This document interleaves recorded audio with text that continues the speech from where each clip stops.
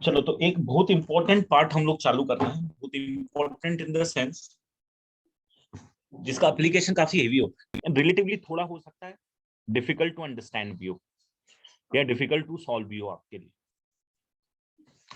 क्या होता है, हाँ, शीट अपन डिस्कस करेंगे इसी वीक में। मैं शेड्यूल करूंगा, या तो आज नहीं कर पाऊंगा, शायद आज ही करूंगा, देखता हूँ। I will inform you on group, okay.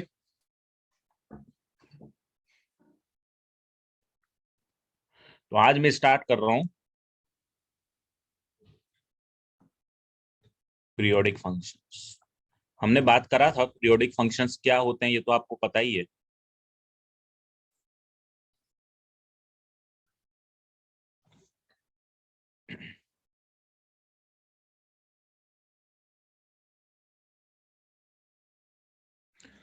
तो पीरियोडिक फंक्शन क्या होता है? जो फंक्शन अपने आप को रिपीट करता है, राइट। जो फंक्शन अपने आप को रिपीट करता है उसको पीरियोडिक फंक्शन बोलते हैं। या सिंपल सा फंडा ये हो गया कि भाई कोई फंक्शन है एफ एक्स, और अगर F of x plus T is equal to F of X आ रहा है, अगर F of x plus T is equal to F of X आ रहा है, example sine X two pi plus x is equal to sine X आ रहा है, fractional part of x plus one.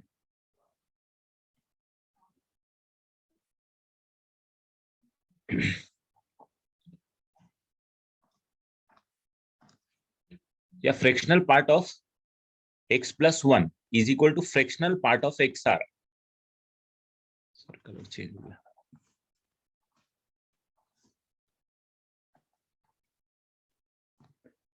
तो वो फंक्शन क्या होंगे? वो होंगे पीरियोडिक फंक्शंस। जो इन कंडीशंस को सेटिस्फाई कर देंगे वो हो जाएंगे periodic functions. Periodic in nature. अब पीरियोडिक इन नेचर है तो अब आप थोड़ा सा ये समझना कि ये जैसा एक रिलेशन है, तो मैं तो ये भी बोल सकता हूं कि sine of 4 pi plus x कितना होगा? कितना होगा भैया? Sine of 4 pi plus x, वो भी साइन एक्स ही होगा। या फिर मैं ये भी बोल सकता हूं कि sine of 10 pi plus x कितना होगा? तो वो भी साइन एक्स होगा। तो पीरियड क्या होगा इसका? क्या 2 पाई होगा, क्या 4 पाई होगा, क्या 10 पाई होगा? तो इसके लिए हम लोगों ने डिफाइन किया हुआ है फंडामेंटल पीरियड। ठीक है, फंडामेंटल पीरियड का फंडा क्या है? मान लो एफ ऑफ एक्स एक फंक्शन है, ये F of x plus T के बराबर आ रहा है, या F of x plus 2t के बराबर भी आएगा। जैसे यहां पे देख लो, ये और ये, या फिर F of x plus 3t के भी बराबर आएगा। तो ये जो t है, जो सबसे छोटी value, least value, after which the function will repeat, least value after which the function will repeat itself, the function will repeat itself, is fundamental period, is called the fundamental period या principal period।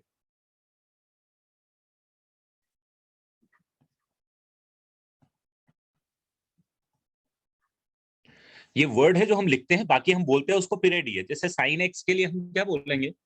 Sine x अपने आप को 2 पाई के बाद तो repeat करेगा, 4 पाई के बाद भी रिपीट करेगा, है ना। 8 पाई का ग्रुप भी बना लोगे ना तो भी रिपीट करेगा। जैसे कि अगर मैं साइन की बात करूं,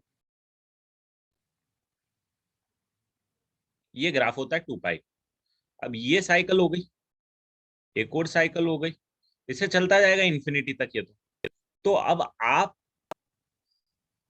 ये जो होगी एक सबसे छोटी वैल्यू होगी, ये भी आप रिपीट करवा सकते हो कि ये 2 साइकिल कंप्लीट हो गई, फिर ये 2 साइकिल कंप्लीट हो गई, तो आप पीरियड किसको बोलोगे? तो जो सबसे छोटा होगा उसको पीरियड बोलेंगे। तो साइन का पीरियड कितना हो जाएगा? 2 पाई। सो देयरफॉर साइन एक्स का जो पीरियड होने वाला है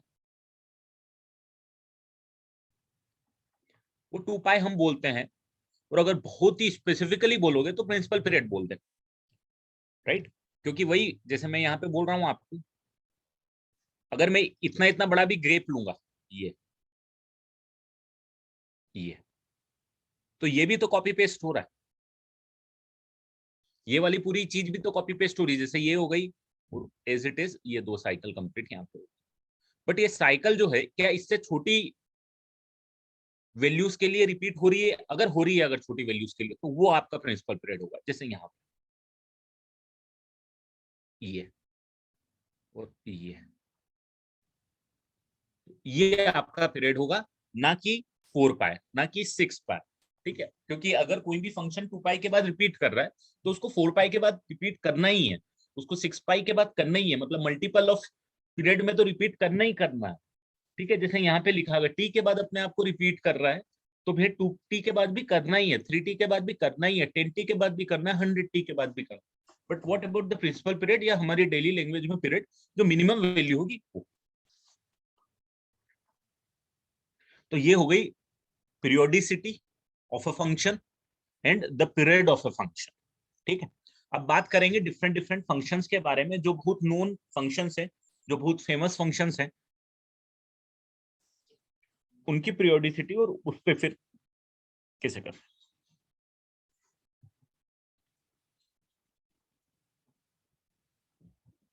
तो जैसे हमारे जो सबसे फेमस फंक्शंस हैं, sine x, cos x, cosec x, sec x, इन सब का पीरियड कितना हो जाएगा? 2 pi. 10 x, cot x, period pi. Fractional part of x, period 1। इन फंक्शंस के बारे में अपन ऑलरेडी बात कर चुके हैं, राइट? तो इनके पीरियड अपन यहाँ पे लिख लेते हैं सबसे पहले। और ये पीरियड का लॉजिक भी बहुत अच्छा है। आप थोड़ा सा इमेजिन करोगे, आप बोलोगे कि साइन एक्स के बारे में कभी भी बात करना है तो एक पीरियड के बारे में बात कर लूंगा, और फिर उसी को एलिब्रेट कर दूंगा, कहीं भी क्वेश्चन में मैं जाऊंगा या कुछ भी इस टाइप का एप्लीकेशन रहेगा, क्योंकि उसका नेचर तो रिपीटिंग ही है।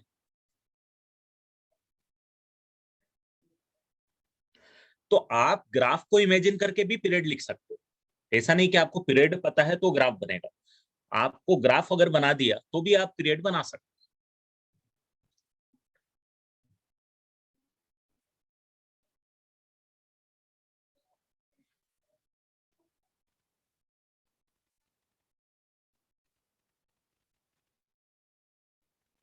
चलो बढ़ जाऊं आगे, ये नोट कर लिया बेटा?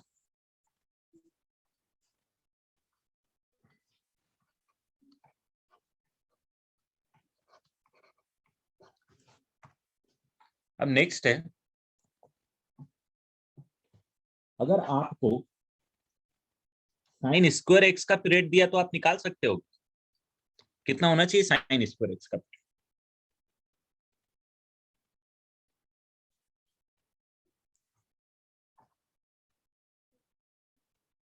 ग्राफ इमेजिन कर सकते हो?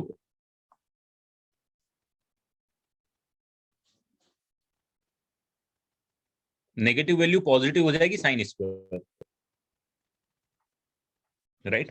तो इसका पीरियड आएगा पाई, और लॉजिक भी आपको समझ में आएगा कि जो साइन एक्स का कर्व होता है वो ये होता है।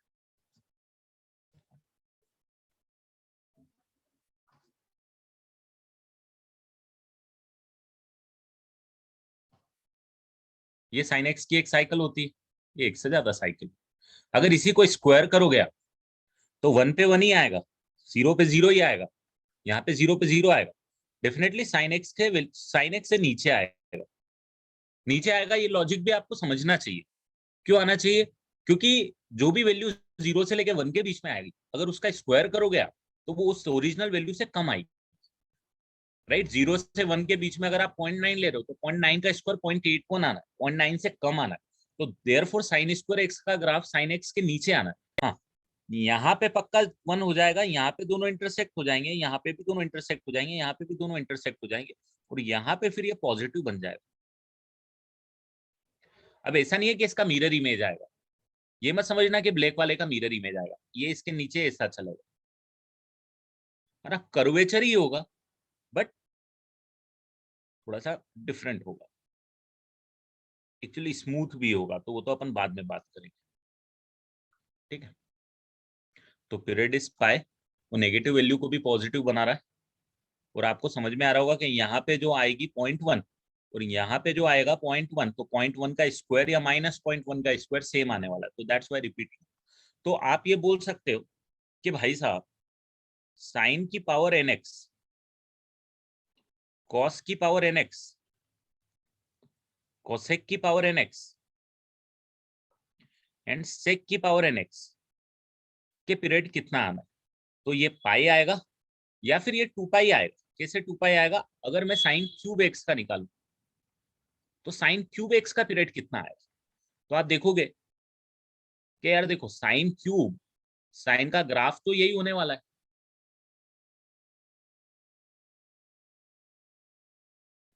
राइट, बट साइन क्यूब इसके नीचे ही रहने वाला है, और इनफैक्ट साइन एक्स सबसे ऊपर, साइन स्क्वायर उसके नीचे और साइन क्यूब उसके भी नीचे, ये कुछ ऐसे आएगा, बट ये नेगेटिव भी आएगा। क्यों नेगेटिव आएगा, क्योंकि क्यूब को फर्क नहीं पड़ता ना, नेगेटिव है तो नेगेटिव डाल देगा वो, आउटपुट पॉजिटिव है तो पॉजिटिव। स्क्वायर जहां पे इवन रहेगा वहां पे आपको दिक्कत आएगी। तो जब n इवन होगा, n belongs to even number, the period will be pi, and when n belongs to odd number like 3, like 5, sin की पावर 5x, उनका पीरियड क्या होगा।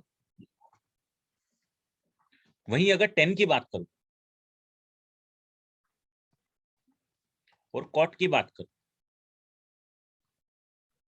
n का क्या सीन रहेगा। तो आपको 10 का ग्राफ पता है,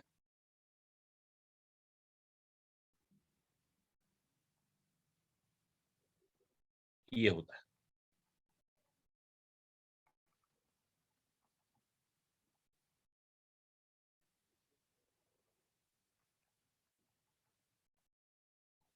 अब इसका स्क्वायर करूंगा तो इसका स्क्वायर का ग्राफ क्या है, डेफिनेटली यहाँ पे 1 आएगा, 1 के नीचे रहेगा, 1 से नीचे पे तो नीचे रहेगा, इसके बाद इसके ऊपर चला जाएगा। आपको समझ में आना चाहिए ना, ये मतलब भी समझ में आना चाहिए, क्योंकि 1 से बड़ी वैल्यू अगर ले ली, 10 स्क्वायर का ग्राफ बना रहा हूं मैं, क्योंकि 1 से बड़ी वैल्यू ले ली तो 10 स्क्वायर बड़ा होगा। तो 1 से बड़ी वैल्यू पे आप थोड़ा नोटिस करोगे, पाई/4 से बड़े पे मैंने रेड वाले को ऊपर रखा है ब्लैक वाले, और पाई/4 तक मैंने रेड वाले को नीचे रखा है वो ब्लैक वाले नीचे, ब्लैक वाले से। क्यों, क्योंकि 1 तक जब न्यूमेरिकल वैल्यू जाएगी तो 1 से छोटी वैल्यूज के लिए स्क्वायर की वैल्यू छोटी होगी, और 1 से बड़ी वैल्यू के लिए स्क्वायर की वैल्यू बड़ी होगी। हेंस अब जब नेगेटिव वैल्यू की बात करूंगा तो ये बनाएगा तो पॉजिटिव, चलो ठीक है, बट कुछ ऐसी बनाएगा, यहाँ भी कुछ ऐसा बन जाएगा, यहाँ भी कुछ ऐसा करके ऐसा बन जाएगा। तो पीरियड इसका कितना आने वाला, अब ये 10 स्क्वायर हो या 10 क्यूब, कुछ भी हो, पीरियड तो इसका कितना आने वाला है, पाई ही आने वाला है। मतलब ओरिजिनली भी पाई था, अभी भी पाई है, n belongs to any integers that definitely not equal to 0।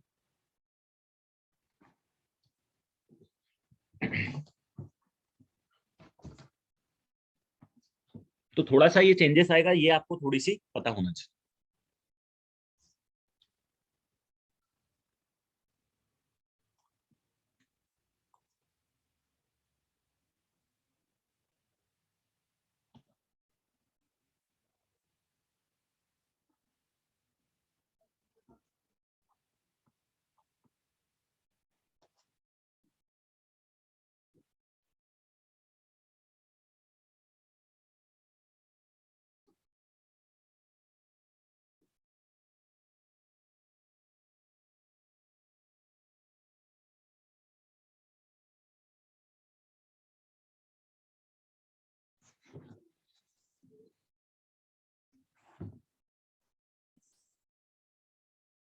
ठीक है, बढ़ जाऊं आगे।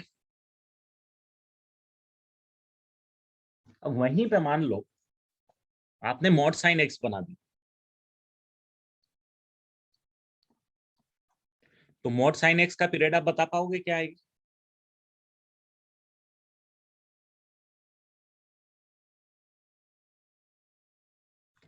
मॉड का ग्राफ पॉजिटिव के लिए तो एज इट इज रहेगा, नेगेटिव के लिए मिरर इमेज आने लगेगा, पॉजिटिव के लिए एज इट इज रहेगा, मिरर इमेज आने लगेगा, इन वैल्यूज की यहाँ पे मिरर इमेज आने लगेगी। तो इसका पीरियड कितना हो जाएगा? पाई। तो अगर आप यहाँ पे मॉड साइन एक्स लिख दो, मॉड कॉस एक्स लिख दो, मॉड टेन एक्स लिख दो, मॉड टेन एक्स में भी आप देखोगे तो पीरियड में चेंजेस नहीं आएगा क्योंकि नेगेटिव पॉजिटिव हो जाएगी। मॉड कॉट एक्स लिख दो, मॉड सेक एक्स लिख दो, या मॉड कॉसेक एक्स लिख दो, इन सबका पीरियड कितना आने वाला है? पाई आने वाला। यहाँ 10x का ग्राफ भी बना के देखो, एग्जाम्पल के लिए बना लो। ये 10x का ग्राफ होता है भाई,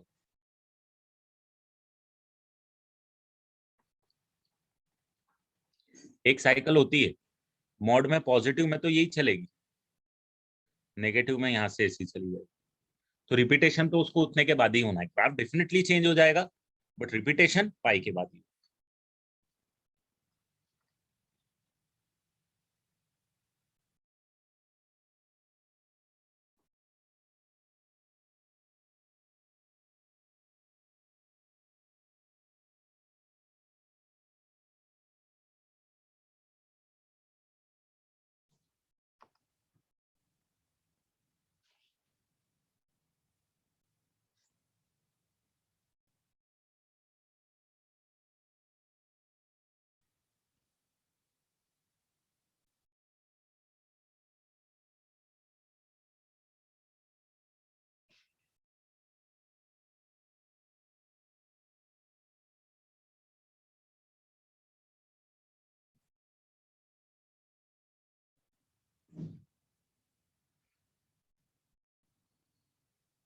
चलो बढ़ जाऊं आगे।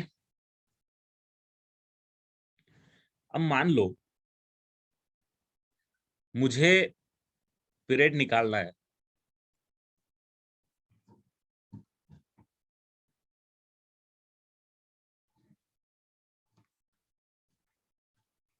Sign of x plus pi by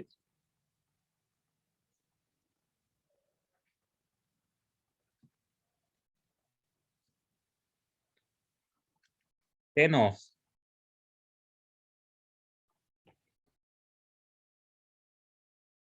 x minus pi by 12, या period of fractional part of x plus 1 by. इनका पीरियड बताओगे आपने को क्या होगा? पहले वाले का पीरियड कितना होगा? Sign x plus pi by 3।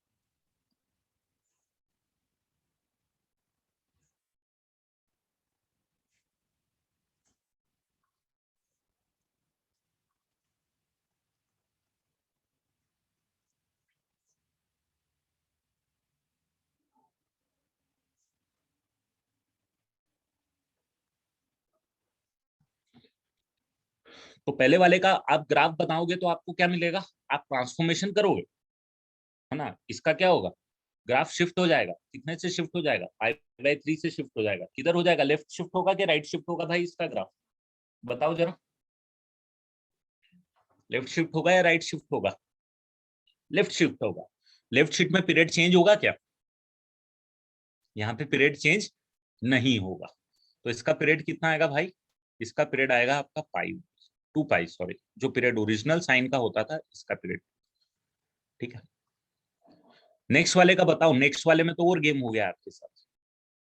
आपको यहाँ पे एक्स में माइनस पाई बाई 2 किया है, जिसने इसको कौन सा शिफ्ट करा दिया है? राइट शिफ्ट करा दिया ग्राफ।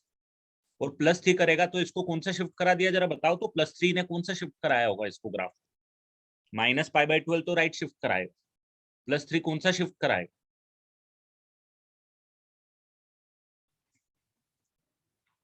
+3 कौन सा शिफ्ट कराएगा? अपवर्ड शिफ्ट कराएगा। अब मुझे बताओ लेफ्ट शिफ्ट होगा या अपवर्ड शिफ्ट होगा या दोनों का कॉम्बिनेशन होगा, तो क्या पीरियड चेंज होगा? नहीं, पीरियड चेंज नहीं होगा, सेम एज 10x रहेगा।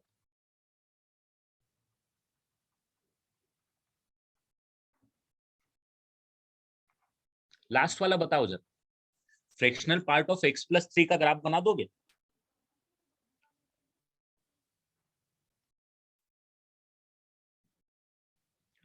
चलो इसका ग्राफ भी बना लो, बगल में थोड़े से अपन ग्राफ भी बना लो। फ्रैक्शनल पार्ट ऑफ x का ग्राफ ये होता है भाई,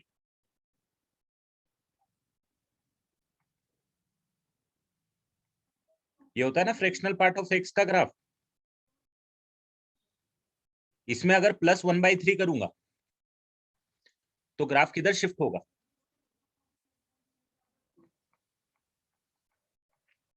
लेफ्ट शिफ्ट हो जाएगा। तो ये ग्राफ कुछ ऐसा बन जाएगा।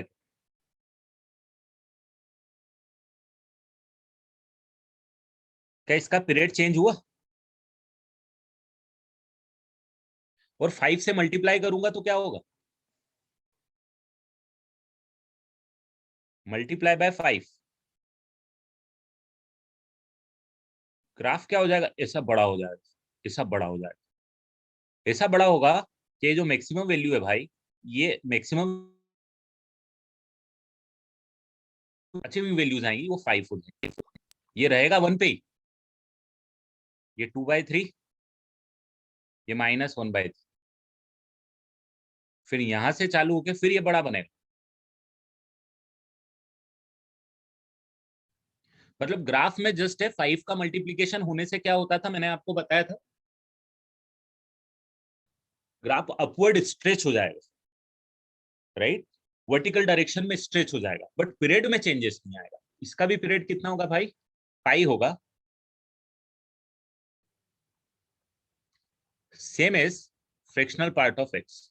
ग्राफ में चेंजेस आएंगे, बिल्कुल चेंजेस आएंगे, हर एक ऑपरेशन चेंजेस करेगा, बट ओवरऑल आपको फर्क नहीं पड़ेगा पीरियड में।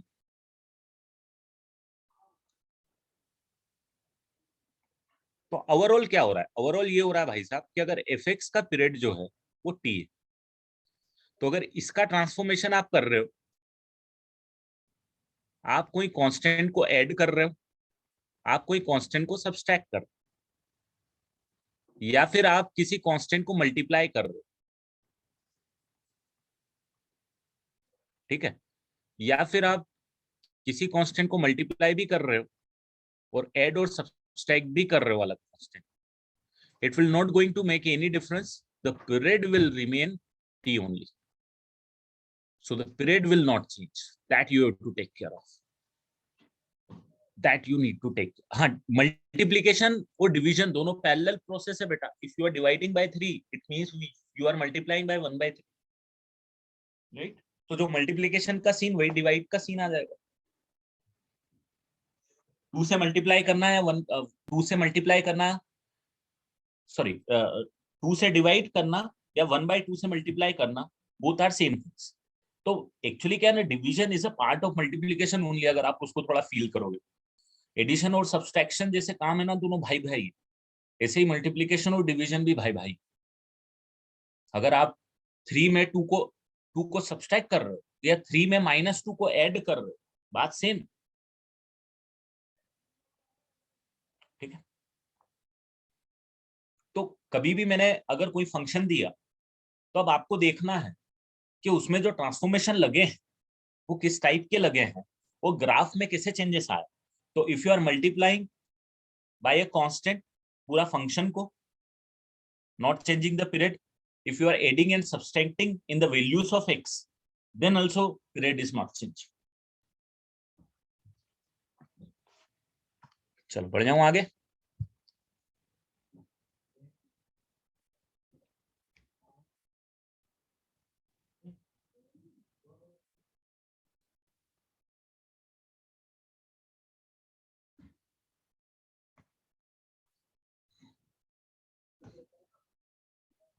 अब वहीं पे मान लो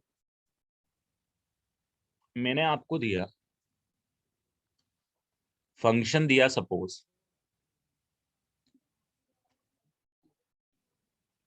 sin 2x 10x/3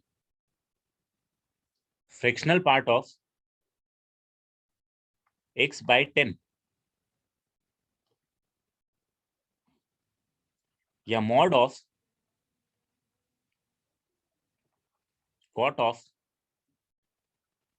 3x।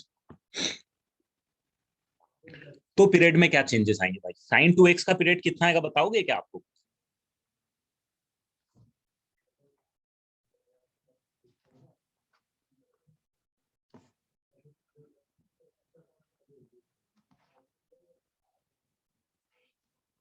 अब sin 2x में आपने ग्राफ बना के देखा था, आपको याद है क्या होगा इस ग्राफ का? ये sin x का ग्राफ, sin 2x का ग्राफ कितना होगा?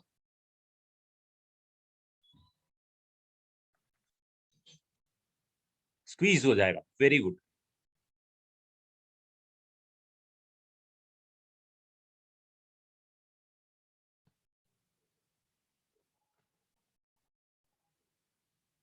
ये हो जाएगा, ये राइट, स्क्वीज हो जाएगा। तो पीरियड कितना आ जाएगा इसका? पीरियड आ जाएगा जो 2 पाई पीरियड था उसका आधा, क्योंकि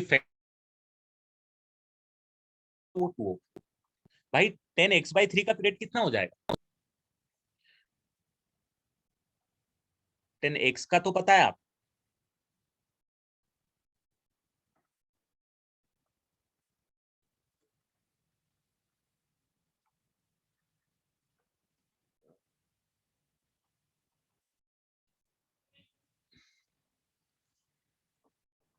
इसका ग्राफ बनाओगे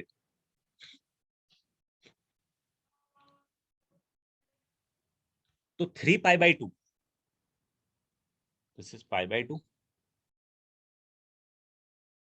यहाँ पे ऐसा बनेगा।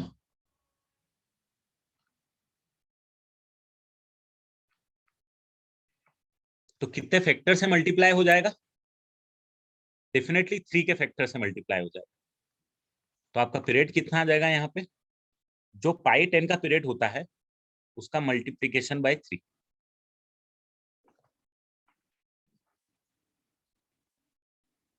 जो 10 का पीरियड होगा उसका मल्टीप्लाई बाय 3।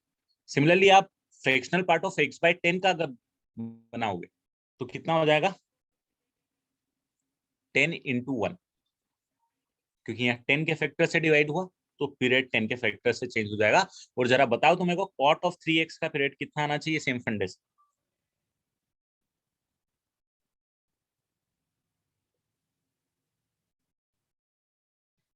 cot का पीरियड कितना होता है? पाई। तो पाई को 3 से डिवाइड करना, सिंपल फंडा, क्योंकि यहाँ 3 का फैक्टर आ गया। तो ओवरऑल मैं ये बोल सकता हूँ बेटा कि अगर f(x) एक फंक्शन है और अगर मैं उसकी जगह f(ax) निकाल रहा हूं और इसका पीरियड अगर t है भाई साहब, इसका पीरियड कितना आना चाहिए जरा बताओ तो? x/10 का बता दूंगा, ग्राफ भी बना दूंगा। इसका पीरियड कितना आना चाहिए? t divided by a। And particularly इसको मॉडल लिख दो, क्योंकि a नहीं पता मुझे नेगेटिव होगा कि पॉजिटिव होगा। मान लो अगर sin 2x है, sin-2x, तो भी पीरियड मेरे पास कितना आएगा? 2 पाई डिवाइडेड बाय 2 ही आएगा, which is 2 pi divided bye, actually factor क्या आ जाएगा? तो इधर मॉड डाल दिया, इसलिए यहाँ पे मैं क्या कर रहा हूँ, मॉड डाल दे रहा हूँ। तो अगर एक्स के साथ में कुछ मल्टीप्लीकेशन डिवीजन में है तो अकॉर्डिंगली आपके पीरियड में चेंज आएगा। ठीक है, इसका ग्राफ अगर बनाएंगे अपन तो ये 0 होगा और ये 10 होगा। 10 पे ये ग्राफ 1 बनाएगा, ऐसा ग्राफ बन जाएगा। ये 10 पे वैल्यू कितनी होगी इसकी? 1 होगी। तो graph fractional part of x का वही बनेगा, वही हो जाएगा, बस स्ट्रेच हो जाएगा। किस फैक्टर से स्ट्रेच होगा? 10 के फैक्टर से स्ट्रेच। अगर तू सिर्फ ग्राफ बनाता किसका? Normal function fractional part of x का, तो फ्रैक्शनल पार्ट ऑफ एक्स का ग्राफ ये बनता।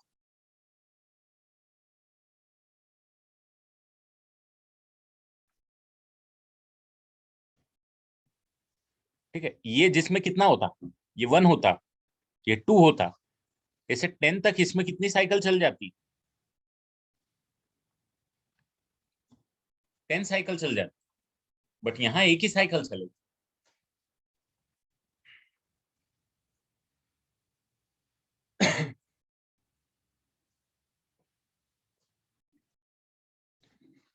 चलो इस पे एक क्वेश्चन कर लेते हैं, मतलब इससे रिलेटेड नहीं है, सिर्फ आ गया है।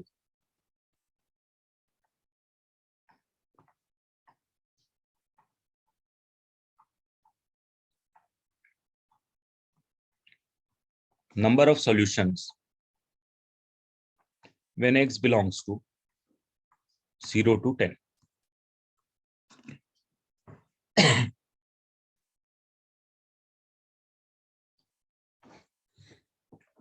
कितने सॉल्यूशन आएंगे भाई?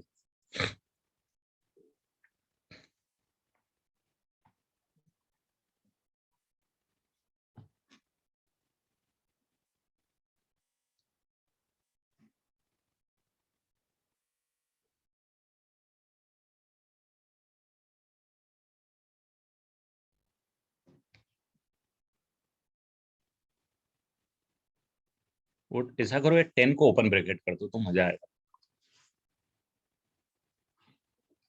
कितने सॉल्यूशन आएंगे, कितनी बार इंटरसेक्ट करेंगे? दोनों के ग्राफ मैंने बना दिए, देखो यार। ये वाला जो ग्राफ मैंने बनाया, ब्लैक वाला फ्रैक्शनल पार्ट ऑफ एक्स का है, और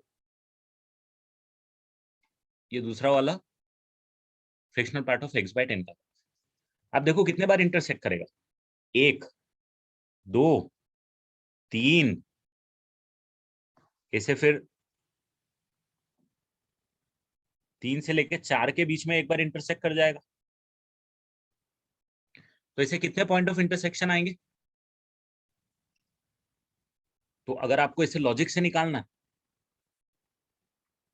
तो आप बोलोगे सर देखो 0 से लेके 1 के बीच में एक आ गया, 1 से लेके 2 के बीच में एक आ जाएगा, 2 से लेके 3 के बीच में एक आ जाएगा, टिल 8 से लेके 9 के बीच में आ जाएगा।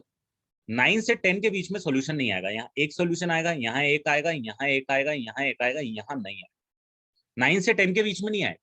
क्यों नहीं आएगा? देखो ना ग्राफ, यहाँ ये 0 से चालू हुआ, ये 1 तक गया, यहाँ पे दोनों बराबर नहीं हो रहे, ये दोनों इसके बराबर नहीं हो रहे। 10 एक सॉल्यूशन आएगा, 10 खुद आएगा, बट 10 यहाँ इंक्लूडेड नहीं। मैंने एक्चुअली ओरिजिनल क्वेश्चन में 10 को ओमिट कर दिया, तो देयरफॉर नंबर ऑफ सॉल्यूशन कितने आ जाएंगे आपके पास? 9 सॉल्यूशन आ जाएंगे। और अगर किसी ने पूछा कि वो सॉल्यूशन क्या होंगे, तो थोड़ा सा गौर करना। अच्छा यार, एक 0 भी तो आएगा। 0 से लेके 1 के बीच में 0 ही आएगा, यहाँ पे 0 आएगा। यहाँ पे कोई बताएगा मेरे को 1 से लेके 2 के बीच में क्या सॉल्यूशन आना चाहिए?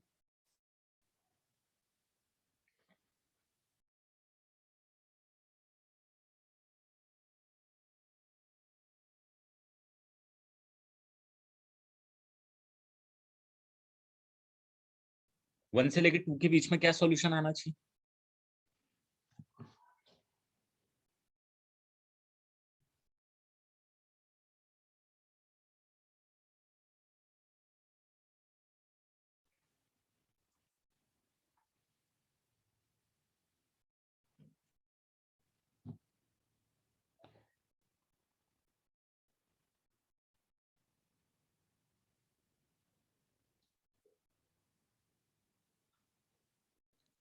वन से लेके 2 के बीच में क्या सॉल्यूशन आना चाहिए?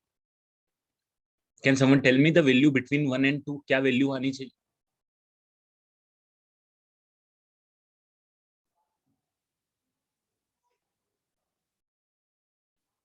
तो देखो 1 से लेके 2 के बीच में अगर मैं बात कर रहा हूँ कि एक्स बिलोंग्स बिटवीन 1 से लेके 2 तक, बीच में कुछ सॉल्यूशन निकालना है।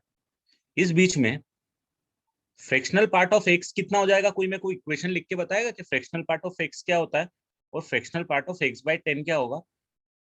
तो fractional part of x by 10 तो एक्स बाय 10 ही होगा, but fractional part of x कितना हो जाएगा? जरा कोई बताएगा मेरे को?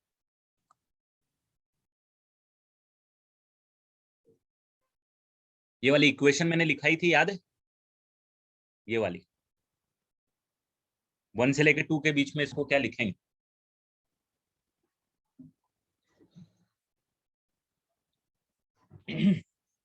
फ्रैक्शनल पार्ट ऑफ एक्स को 1 से लेके 2 तक क्या लिखेंगे?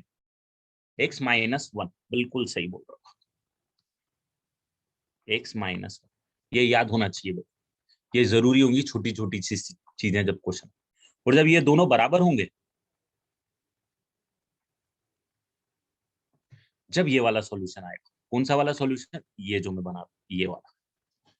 तो ये आ जाएगा आपके पास 10x minus 10 equal to x, 9x is equal to 10।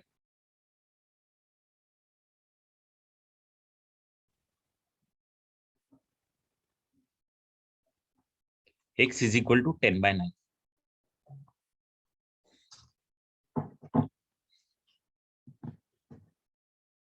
x equal to 10/9।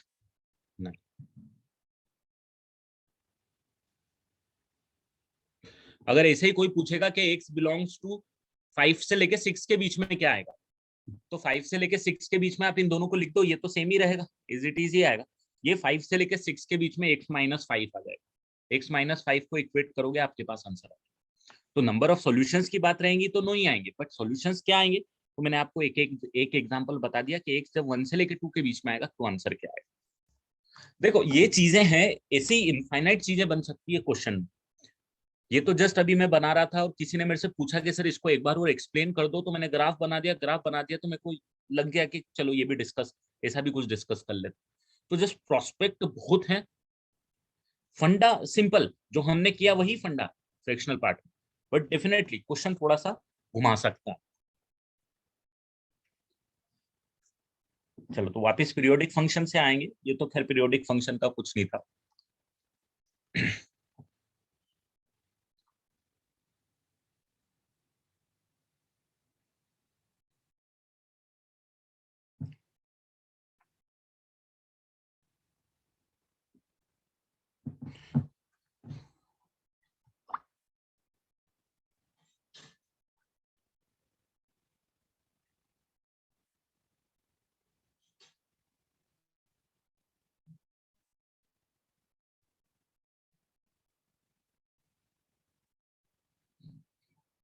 Questions ऐसे आ सकते हैं कि आपके ना थोड़ा आपको लगे कि पीरियोडिक नहीं है, बट थोड़ा मैनिपुलेशन के बाद में पीरियोडिक आ जाए।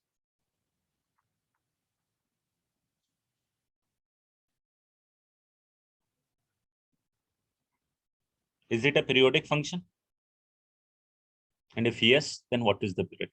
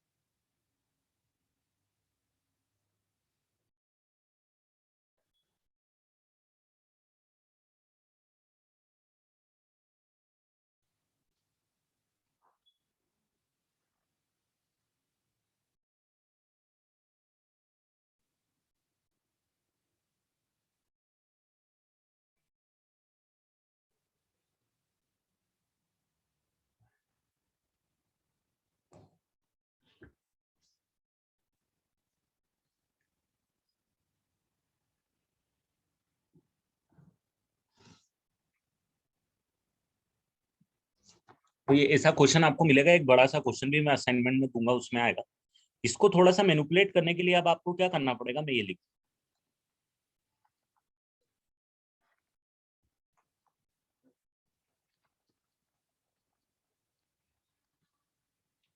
ठीक है, ये लिख सकता हूँ। I am subtracting 3.6, I am adding 3.6। ठीक है, अब मुझे बताओ ये दोनों मिलके कितना हो जाएंगे? क्या ये fractional part of x minus 3.6 नहीं हो जाएंगे? क्यों हो जाएंगे? क्योंकि x minus greatest integer of x is equal to fractional part of x। No, is it a periodic? Yes, it's a periodic function with period how much? वही है, एक से 3.6 से 8 या सब्सट्रैक्ट करने से पीरियड में तो चेंज नहीं आएगा, तो विथ पीरियड 1। और इसके भी ऐड होने से कोई फर्क नहीं पड़ेगा, तो आपका फाइनल ओवरऑल पीरियड बना। तो ये मैनिपुलेशन वाले क्वेश्चन आ जाते हैं, ऐसे ही कभी ट्रिग्नोमेट्री में आ जाएंगे।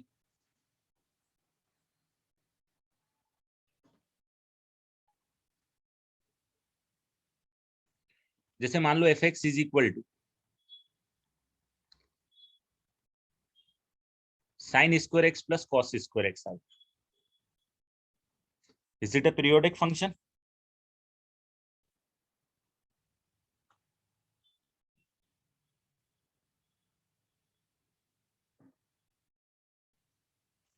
Because it's a constant function, it's a periodic function, but period is not defined. Periodic, but period not defined.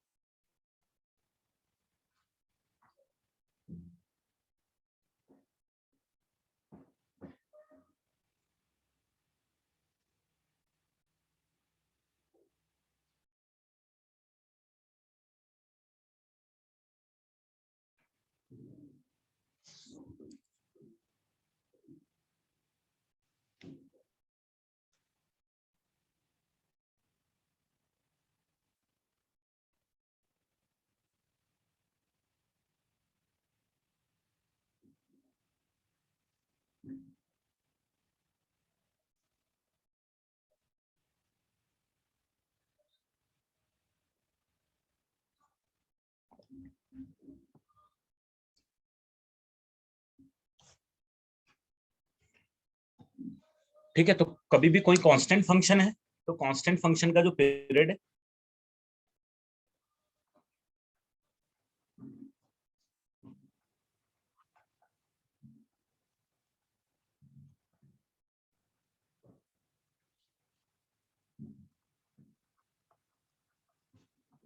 Not defined या नॉट फिक्स पीरियड, कुछ बोल नहीं सकते पीरियड के बारे में।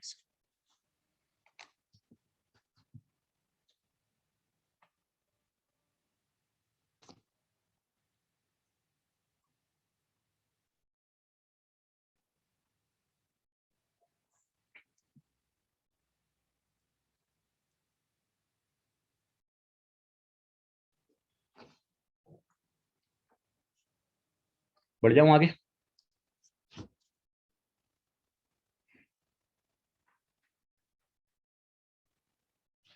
अब यहाँ पे एक और सवाल उठता है, f x is equal to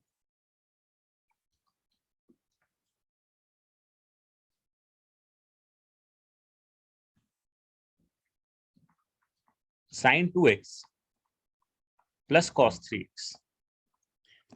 can you tell me the period of this function just by your logic? Just by your logic, simply, nothing else, कुछ मेरा रूल नहीं, कुछ भी नहीं। बट आप देखो, साइन 2x एक पीरियोडिक है, कॉस 3x एक पीरियोडिक है, दोनों को कंबाइन किया हुआ है। पीरियड में क्या चेंजेस आ रहा है? मतलब क्या ये पीरियोडिक आएगा या क्या ये पीरियोडिक नहीं आएगा? आएगा तो पीरियड क्या आएगा?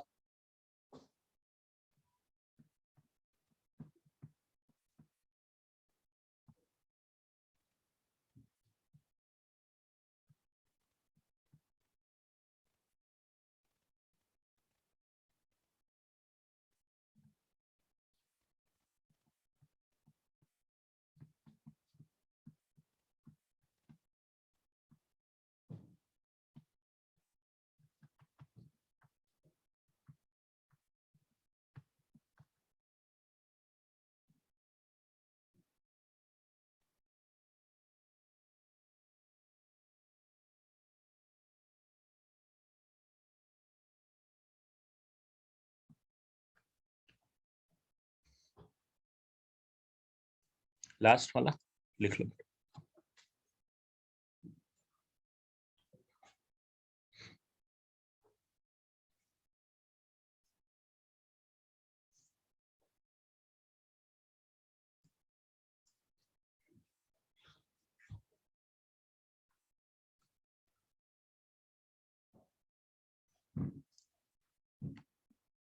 दो मिनट देना मेरे को, अब इसका पीरियड निकालने की कोशिश करो, सोचो थोड़ा सा।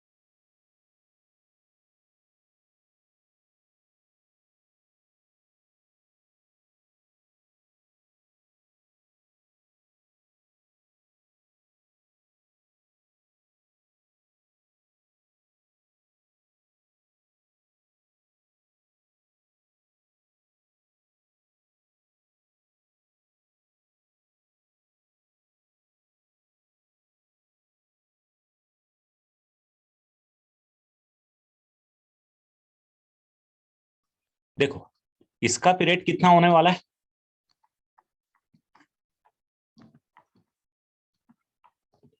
इसका पीरियड कितना होने वाला है,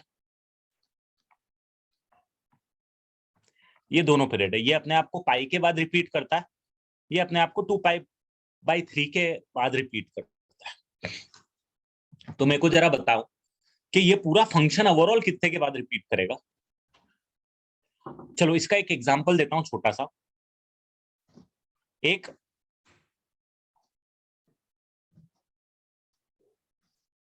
नहीं, एक एक एग्जांपल देता हूं, यहां पे देखना रिलेट करना से। रॉड है 1 यूनिट के लेंथ और रॉड है 2/3 यूनिट के लेंथ। ये इनिशियल पॉइंट है, ये इनिशियल लाइन है। सपोज 1 यूनिट की मैं रॉड रखते हुए जा रहा हूँ। कितने कितने यूनिट की रखते हुए जा रहा हूँ? 1 यूनिट की इनफाइनाइट रॉड है मेरे पास, 1 यूनिट की रॉड में रखते हुए जा रहा हूँ।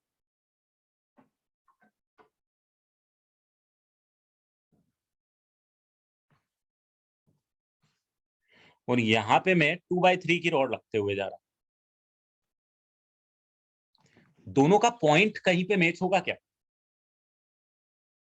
दोनों का ये वाला पॉइंट, जैसे ये यहाँ पे मैच, इसके साथ मैच नहीं होगा, इसके, ये दोनों कहीं पे मैच होगा क्या? जरा बताओ मेरे को।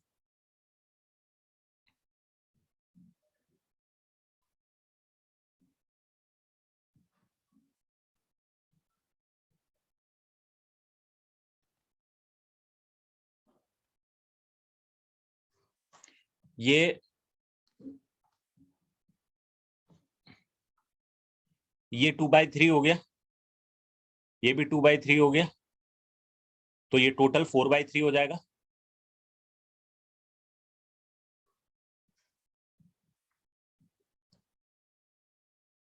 फोर बाई थ्री में अगर मैंने फिर 2/3 ऐड किया तो कितना आएगा?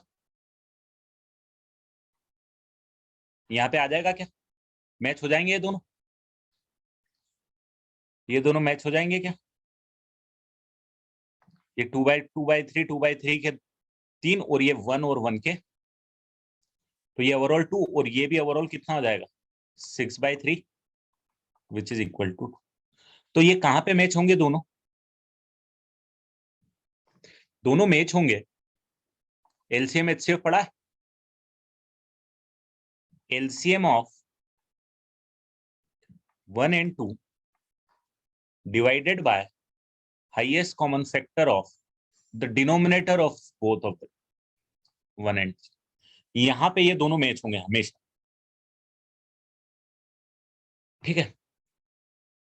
तो आपका आंसर यहाँ पे कितना आएगा, यहाँ पे आएगा एलसीएम 102 का 2 और एचसीएफ 103 का, ये आंसर 2 आएगा। या फिर अगर आप इसको कुछ नंबर्स के पॉइंट ऑफ व्यू से कुछ अलग ले लेते तो थोड़ा सा डिफरेंट आ जाएगा। अगर मैं ले लूं 2 and 7, मतलब एक रॉड ले लूं 2 यूनिट की और एक रॉड ले लूं 7 यूनिट की, दोनों को यहां साथ में रखना चालू करूं तो कब मिलेंगे दोनों भैया, फर्स्ट टाइम। दोनों ने डिस्टेंस कितना कवर किया होगा, 14 कवर करेंगे दोनों, राइट।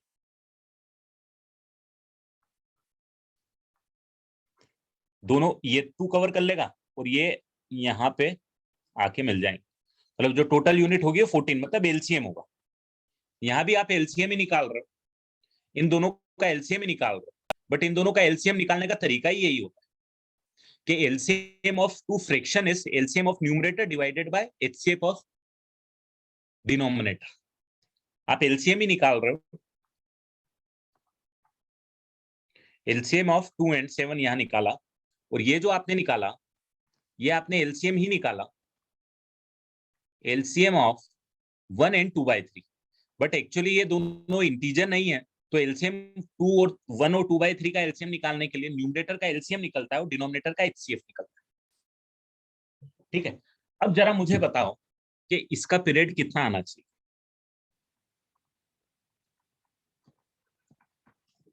इसका पीरियड कितना आना चाहिए। ये पाई के बाद रिपीट करेगा, ये 2π/3 के बाद रिपीट करेगा, दोनों को ऐड कर रहे हैं, दोनों की वैल्यू को ऐड कर रहे हैं, तो इसका जो आंसर आना आएगा वो आएगा एलसीएम ऑफ पाई 2π/3। और पाई 2π/3 का एलसीएम जो आएगा, न्यूमरेटर का एलसीएम मतलब LCM of numerator which is pi and 2π and HCF of denominator which is 1 and 3। तो एलसीएम 2π आएगा और HCF 1 आएगा, तो आपका पीरियड यहाँ पे 2π आएगा।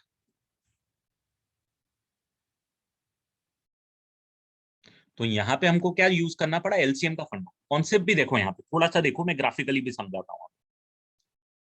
अरे यार ये क्या होगा, ग्राफिकली मैं थोड़ा सा लेता हूँ आप। ये आ गया मेरे पास,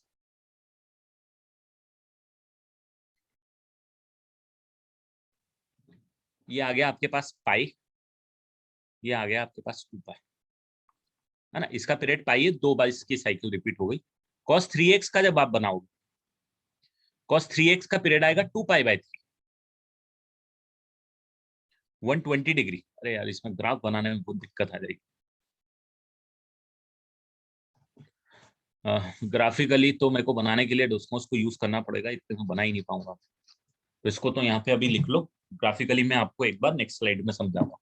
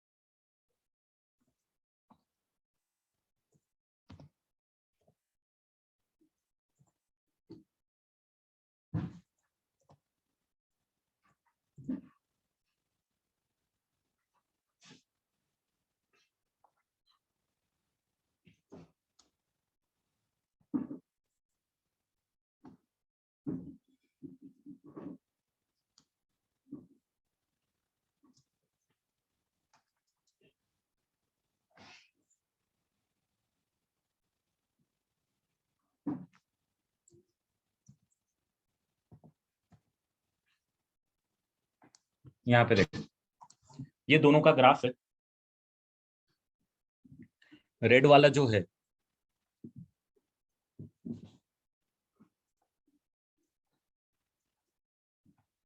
sin 2x का, और ब्लू वाला जो है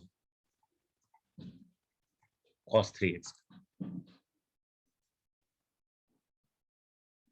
अंधेरी तो शायद मैं नहीं लूंगा property, I will be may be in the Chembur Poi property, not sure. ठीक है, तो अब देखो यहाँ पे cos 3x और sin 2x। अब ये दोनों का ग्राफ आपने बनाया, ओवरऑल आपको इन दोनों की एडिशन की वैल्यू निकालनी है बेटा। तो आपका जो ओरिजिनल ग्राफ बनना चाहिए वो कैसा बनना चाहिए, यहाँ 1 से चालू होगा, ठीक है। यहाँ पे तो वापस 0 आना है क्योंकि दोनों 0, बीच में कभी नेगेटिव भी आना है, कभी पॉजिटिव भी आना है इस ग्राफ। आ रहा है क्या समझ में? मतलब डेफिनेटली आपको यहाँ तक तो पॉजिटिव ही चलना है, और यहां तक आपको, आई थिंक यहां तक कहीं तक आपको पॉजिटिव चलना पड़ेगा। ग्राफ कुछ ऐसा आ जाएगा, यहां से नेगेटिव हो जाएगा, मिनिमम वैल्यू मेरे हिसाब से कुछ यहाँ पे जाके कुछ ऐसी हो जाएगी, कुछ कुछ ऐसा ग्राफ बन जाएगा। या फिर आप इसको भी देख लो, इसको, इन दोनों का ग्राफ देख लो, इन दोनों का ग्राफ के साथ में मैं वाला भी ग्राफ बना देता हूँ, 2 मिनट।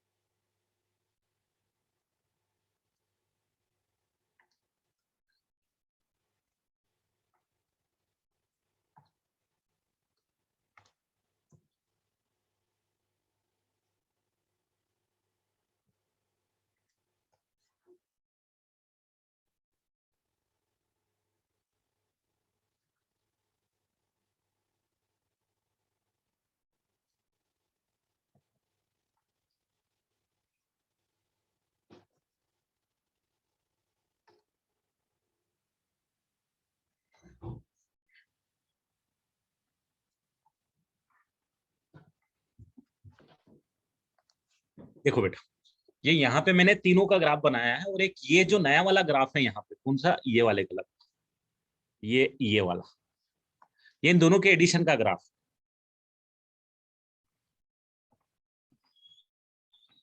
जैसा मैं आपको बोल रहा था, यहां तक, यहाँ पे 0, दोनों की वैल्यू 0 है, तो दोनों यहाँ पे 0 आएंगे, 2 से छोटे पे। यहाँ ये दोनों के 0 आ गए। मीनवाइल यहाँ पे जब ये 1 है रेड वाला,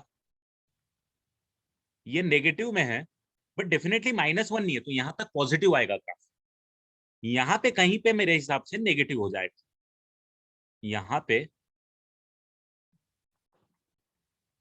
जहां पे पॉजिटिव और नेगेटिव न्यूमेरिकली बराबर हो जाएंगे, वहां पे 0 हो जाएगा, और 0 होने के बाद में फिर क्या हो जाएगा, ये नेगेटिव चालू हो जाएगा।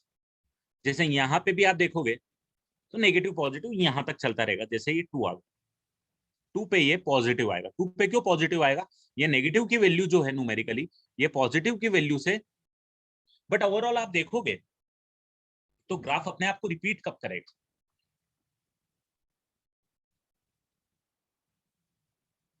यहाँ के बाद कहीं तो चालू होगा।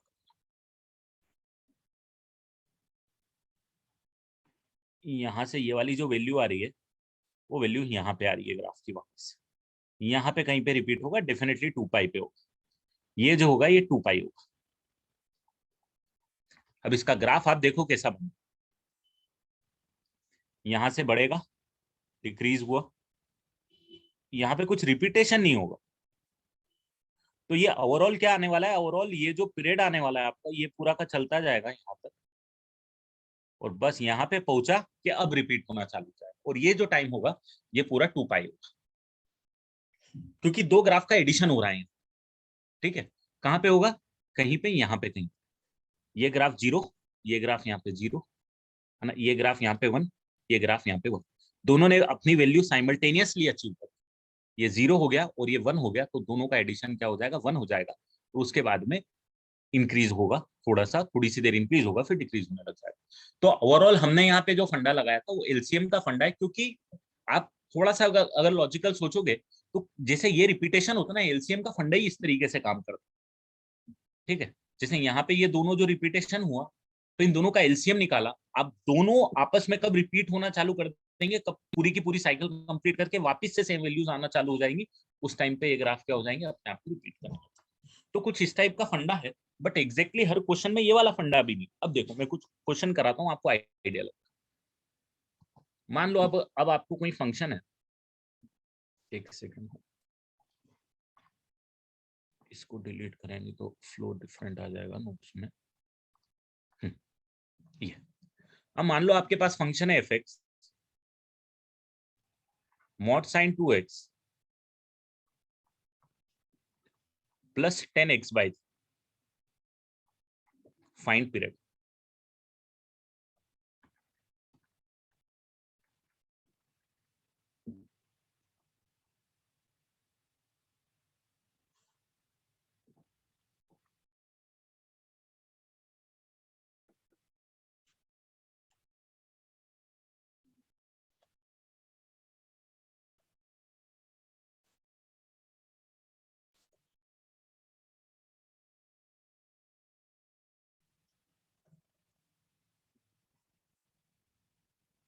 कॉपी कर रहे हो क्या बेटा, ये वाला ग्राफ या वो, ये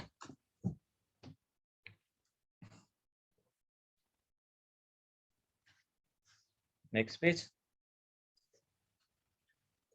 ये तो आप ऐसे रफ बना लो, एग्जैक्ट नहीं बना पाओगे, इसीलिए मैंने डोस्मोस का यूज किया है यहाँ पे। एक्चुअली एग्जैक्ट बनाने में बहुत डिफिकल्टी आ रही थी। आपको एग्जैक्टली कब ये 0 पे अचीव करेगा, कब ये इंक्रीजिंग होगा डिक्रीजिंग होगा, थोड़ा सा डिफिकल्ट होगा जज करना मेरे को।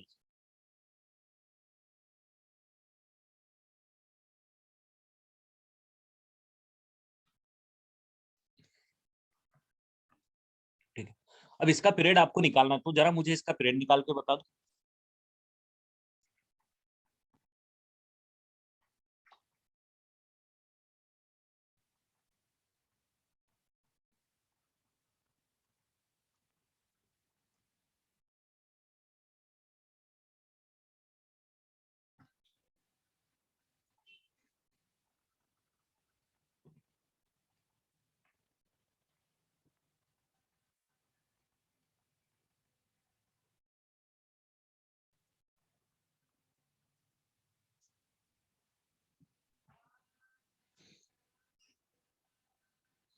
तो इसका पीरियड क्या आएगा, अगर मैं यहाँ पे फंक्शन लिखूंगा mod sine 2x plus 10x by, इसका पीरियड आएगा आपके पास 2 पाई बाय 2, डिवीजन बाई 2। इसका पीरियड आएगा आपके पास भाई साहब पाई, जो कि 10 का पीरियड पाई होता है, पाई डिवाइडेड बाय 1/3, राइट। तो ये आ जाएगा पाई और ये आ जाएगा 3 पाई, और दोनों का एलसीएम क्या आ जाएगा,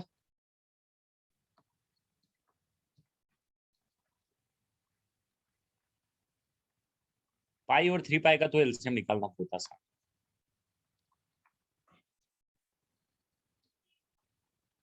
3 पाई। अगर डेसिमल फ्रैक्शन में आता ना, तो आपको पता है न्यूमरेटर का एलसीएम डिनोमिनेटर का एचसीएफ निकलता, ठीक है।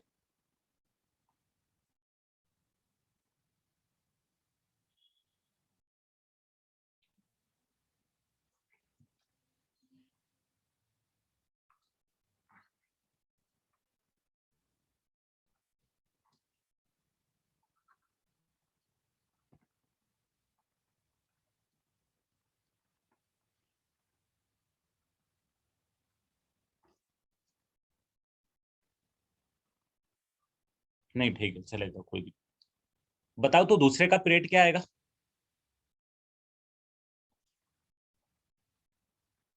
एलसीएम ऑफ 2√2 पाई,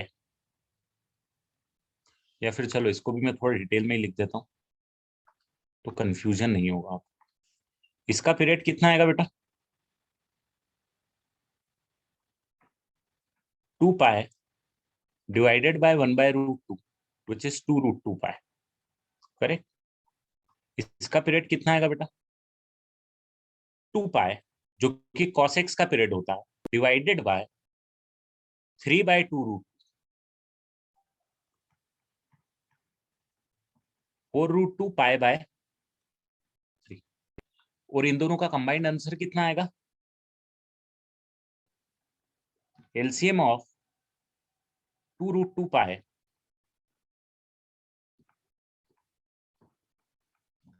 4√2 पाई/3 which is equal to how much?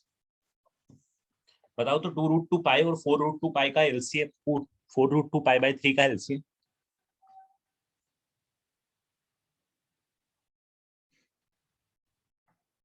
Four root two pi,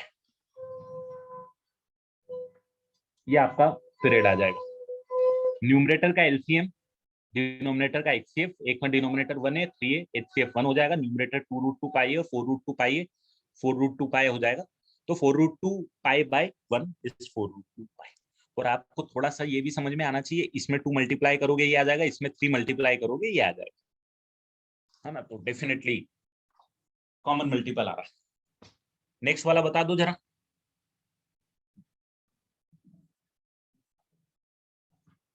next वाला बता दो जरा।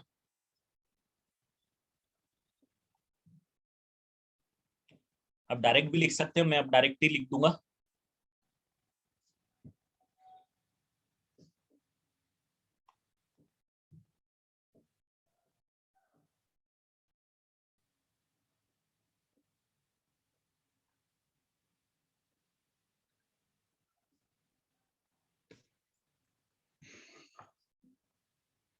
नेक्स्ट वाला क्या आएगा बेटा? यहां तक तो समझ जाओगे। आपका आंसर आना चाहिए एलसीएम ऑफ, यहाँ पे दूसरा कलर से लिख देता हूं, LCM of 2√2 pi and 2√3 pi. Can you tell me the LCM of 2√2 pi and 3√2 pi? Can you find out the LCM of 2√2 pi and 2√3 pi? No, LCM is not possible. बचपन में सिखाया जाता है आपको ये, मैं एक बार और यहाँ पे रिपीट कर रहा हूँ, LCM not possible. Why LCM is not possible? Because LCM is not possible for two irrational numbers. These are two irrational numbers. ठीक है। आप जैसे 2√2 और 2√3 को ऐड नहीं कर सकते, ऐसे आप एलसीएम नहीं ले सकते, क्योंकि they are not like terms. LCM not possible because they are not like terms. They are not like terms. बेटा लाइक टर्म्स नहीं है, you can not take the LCM. आप टू इरेशनल नंबर्स का like terms नहीं है तो आप LCM नहीं रह सकते। यहाँ पे आप गौर करोगे, दोनों लाइक टर्म्स, √2 है, इरेशनल नंबर जो बना रही है वो √2 बना रही है, तो both are like terms, you can add both of them, so you can find out the LCM of both of them. So you cannot take the LCM of two irrational number which are not like terms. ठीक है, अगर like terms है तो LCM ले सकते हो, otherwise नहीं ले सकते। ठीक है, तो ये चीज नोट करना। तो this is not a periodic function, तो this function is not a periodic function.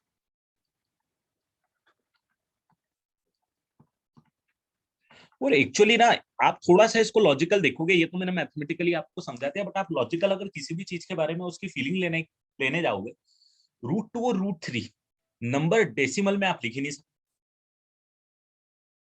आप डेसिमल में लिख ही नहीं सकते हो, क्योंकि डेसिमल के बाद क्या होता है, ये जो इरेशनल नंबर होते हैं वो ना तो टर्मिनेटिंग होते हैं ना रिपीटिंग होते हैं, तो ये हमको बहुत बड़ी प्रॉब्लम देते हैं। That is the reason we can not take the LCM of this, and that is the reason we can not add two unlike terms. 7th 8th में जब आप रूट पढ़ते हो और जब उनका एडिशन सीखते हो, तो सबसे पहले यही सिखाया जाता है कि लाइक टर्म्स को ऐड कर दें।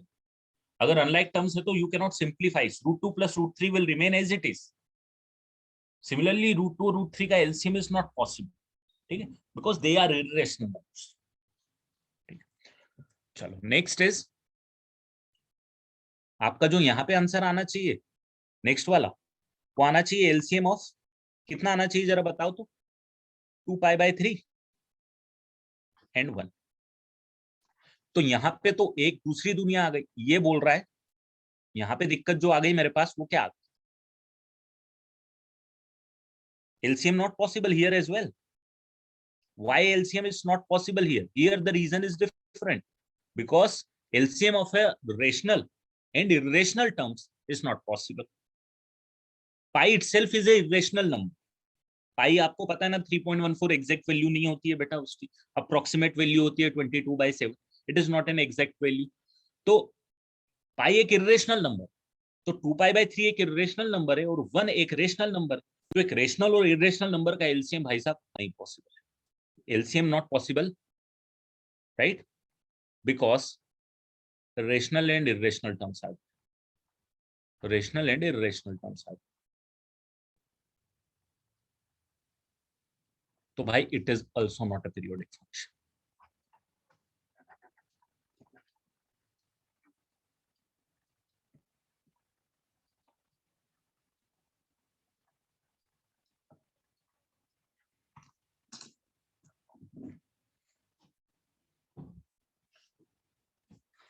तो ये चीजें हैं जो आपको ध्यान रखनी है। इसके अलावा भी और चीजें हैं जो ध्यान रखनी है। Periodic function little bit more you can से कॉन्सेप्चुअल और थोड़ा सा डिफरेंट है, थोड़ा सा सोचने में मजबूर है, but I will try to cover all the cases जो कि पॉसिबल होंगे।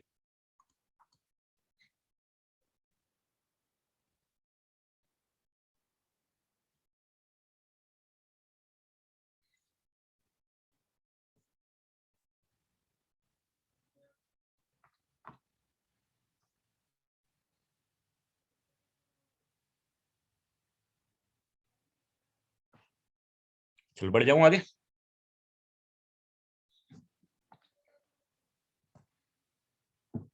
अब जैसे कि मैंने आपको दिया था question, f x sine x mod of sine x plus cos x.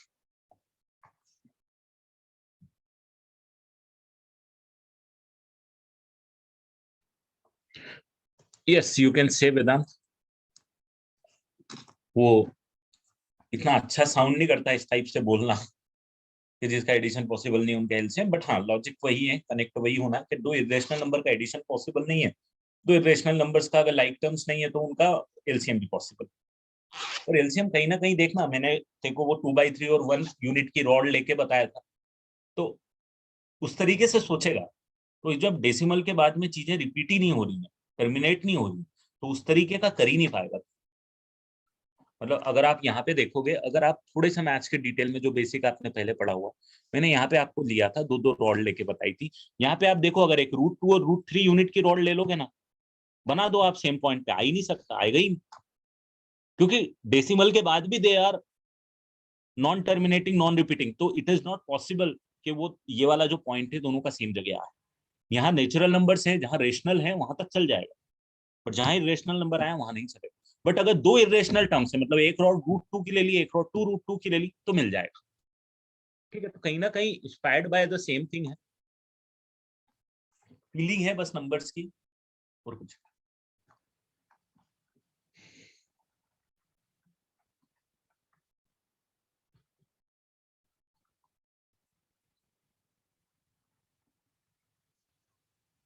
इन दोनों के पीरियड आपको मैं बता,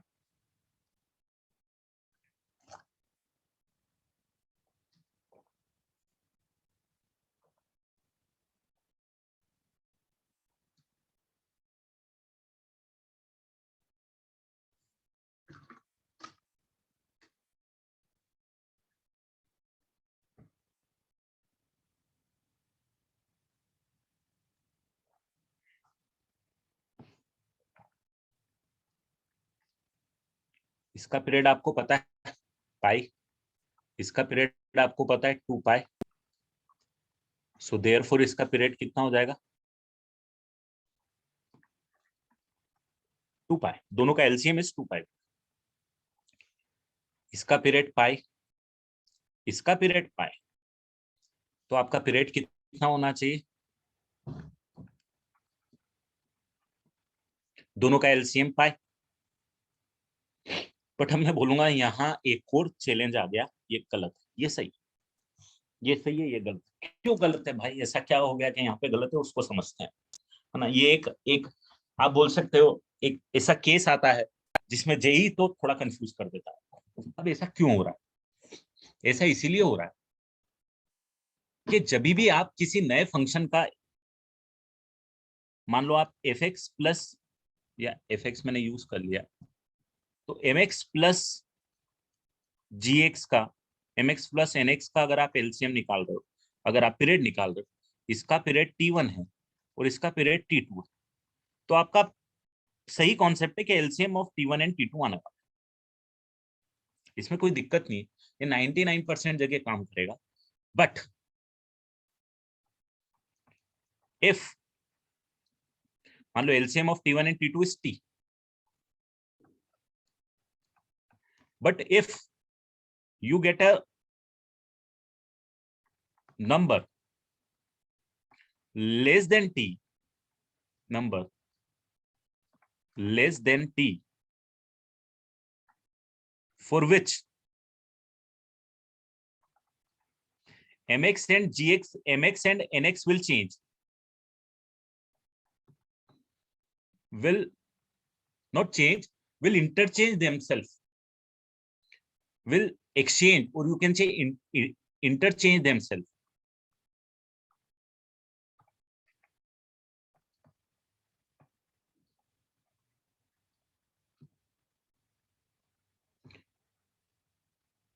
Then period is not T. Period T नहीं होगा, वो नंबर होगा जिसपे इंटरचेंज होगा। इसमें एक एग्जांपल देखो, इसमें देखो इसमें दिक्कत क्या आ रही है यार। ये π/2 एक ऐसा नंबर है जिसमें मॉड साइन एक्स जो है ना, वो किस में कन्वर्ट हो जाएगा, मॉड कॉस एक्स में कन्वर्ट हो जाएगा π/2 के बाद, ठीक है। और मॉड कॉस एक्स किस में कन्वर्ट हो जाएगा,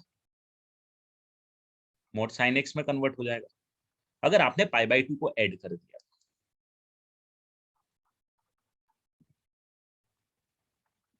ये सही है, इसका पीरियड पाई है, ये इसका पीरियड पाई है।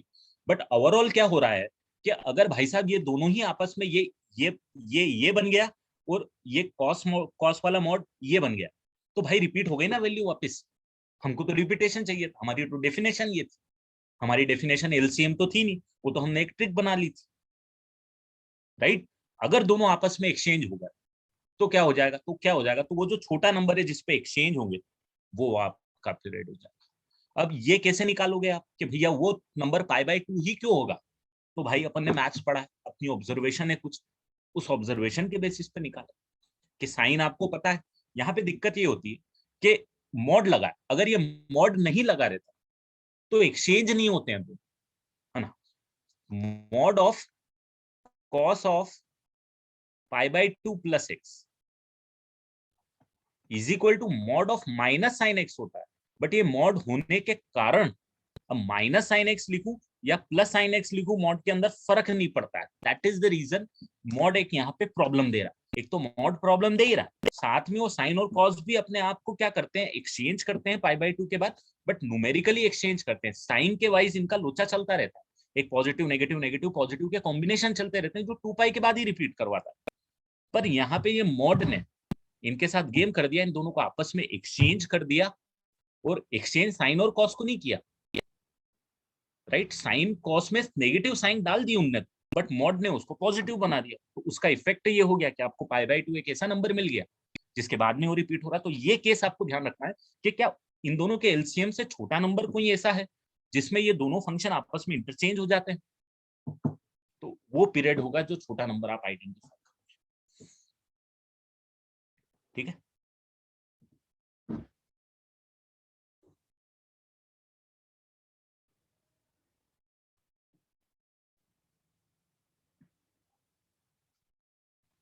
मैं शीट दूंगा आपको, ऐसे क्वेश्चन मिलेंगे। देखो π/2 कैसे आया, आइडियली हमारा जो फंडा चल रहा था अभी तक वो बोल रहा है कि भाई पाई आंसर दे दो, एलसीएम एलसीएम ले लो, बिल्कुल सही है, कोई दिक्कत नहीं। बट ये पाई वाला आंसर गलत हो जाएगा। क्यों गलत हो जाएगा यार, क्या हो रहा है, क्या हो रहा है कि ये जो मॉड साइन एक्स, आपको क्या चाहिए, रिपीटेशन चाहिए, राइट।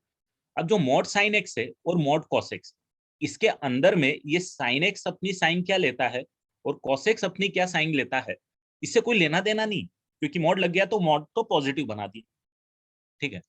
तो अब प्रॉब्लम ये आ गई कि जब ये मॉड लग गया तो आपको ये पाई से एक छोटा ऐसा नंबर मिल गया जिसमें ये मॉड साइन एक्स पूरा का पूरा और मॉड कॉस एक्स आपस में एक्सचेंज हो गए।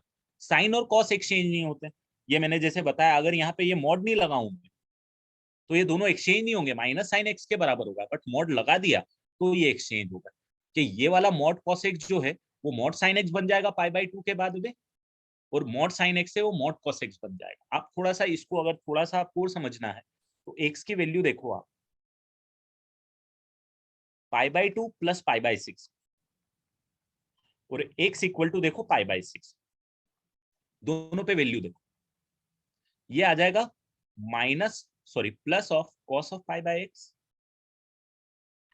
और ये आ जाएगा minus of sine of pi by x, ये लगेगा पाई बाई 2 प्लस थीटा का फॉर्मूला, कॉस नेगेटिव दे देगा साइन, और यहाँ पे ये आ जाएगा sine of pi by 6 plus mod of cos of pi by 6, यही आ जाएगा x equal to pi by 6। No, notice this, ये वाली जो वैल्यू है ये पूरी मॉड के साथ और ये वाली मॉड के साथ ये दोनों सेम हो जाएगी, और ये वाली वैल्यू जो है वो इसके बराबर हो जाएगी। ओरिजिनली अगर मॉड होता, मान लो मॉड नहीं होता, मॉड नहीं होता तो नेगेटिव साइन अपना इम्पैक्ट डालती, बट अभी वो नेगेटिव साइन इम्पैक्ट नहीं डालेगी, तो क्या हो रहा है कि ये वाला पार्ट ये बन जा रहा है और ये वाला पार्ट ये बन जा रहा है, तो वो रिपीटेशन पाई के पहले ही आ रहा है, पाई पे तो होगा ही होगा, पाई पे तो होना ही है उसको, बट पाई बाई 2 पे रिपीटेशन हो जाएगा, तो पाई तक 2 साइकिल कवर करके रिपीटेशन आएगा, तो फंडामेंटल पीरियड हम पाई बाई, अभी आया फंडा समझ में, कि दोनों फंक्शन आपस में, इसीलिए मैंने यहाँ पे बोला कि दोनों फंक्शन जहां पे एक्सचेंज हो गए अपने आप, तो पीरियड आपका टी नहीं आएगा, क्या आएगा, तो जो सबसे छोटा नंबर है जिसपे एक्सचेंज हो रहे हैं वो आएगा।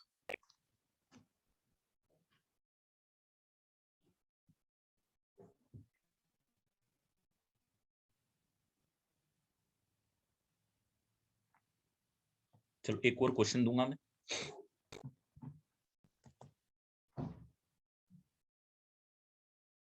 Period of mod of sine x plus mod of cos x divided bye mod of sine x plus cos x,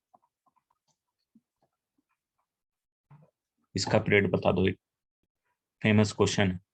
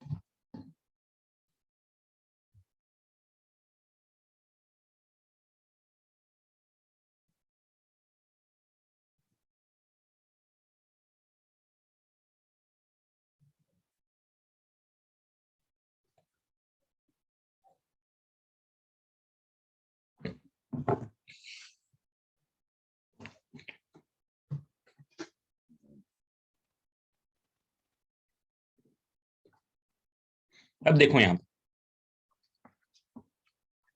mod sine x plus mod cos x का पीरियड आ जाएगा, आपका न्यूमरेटर का पीरियड आ जाएगा पाई बाई 2, डिनोमिनेटर क्या कितना आएगा, sign x plus cos x के mod का पीरियड कितना आएगा जरा बताओ, पाई आएगा, राइट, क्योंकि मॉड लग गया तो पीरियड आधा कर देगा, तो दोनों का फिर एलसीएम निकालोगे तो पीरियड कितना आएगा, एक्चुअली ये पाई बाई 2 के बाद में, that is your period.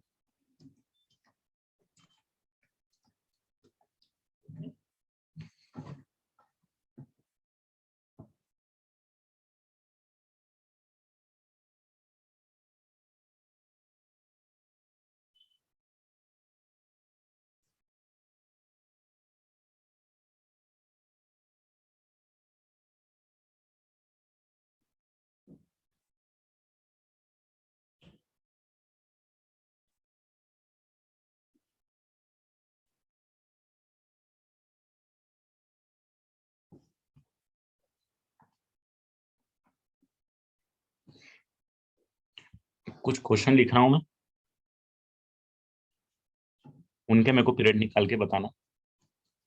Sign of pi x by n factorial minus cos of pi x divided by n plus one factorial.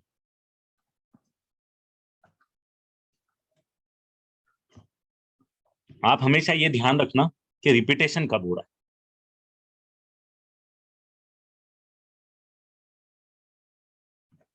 फिर cos of root of x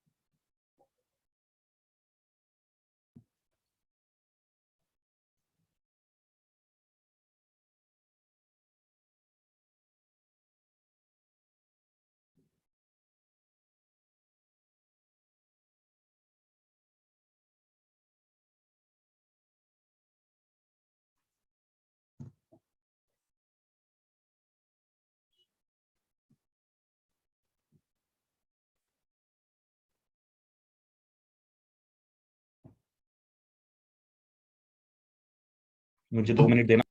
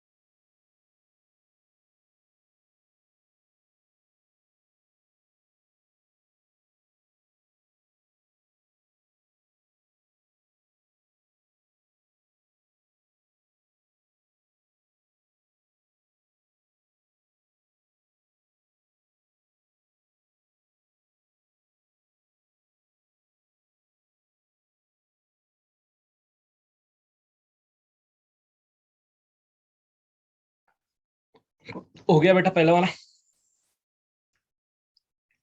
देखो यहाँ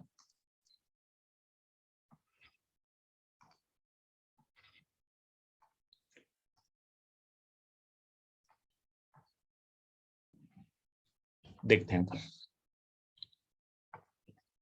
इसका पीरियड कितना आ जाएगा, इसका पीरियड आएगा 2 pi divided by pi divided by n factorial.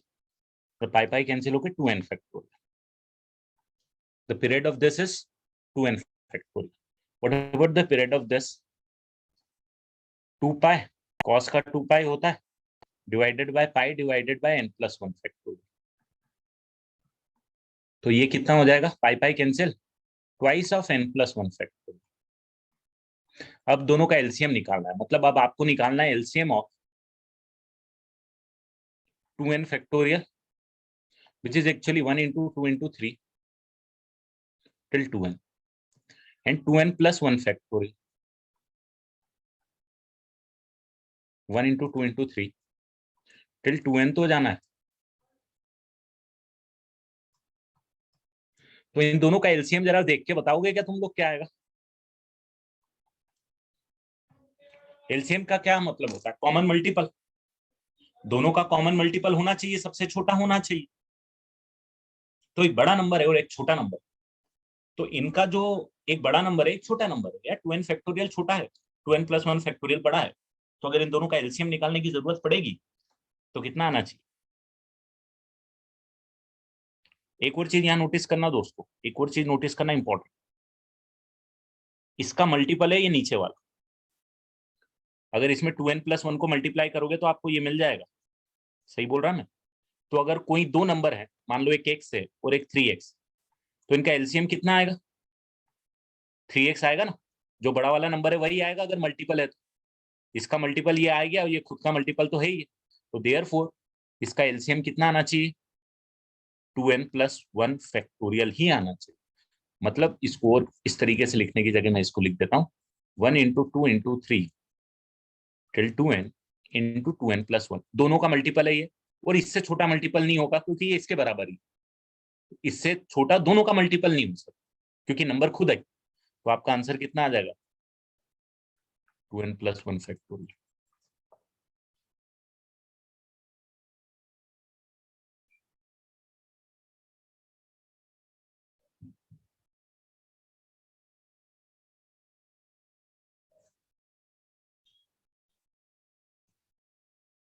अरे यार मैंने गलत कर दिया।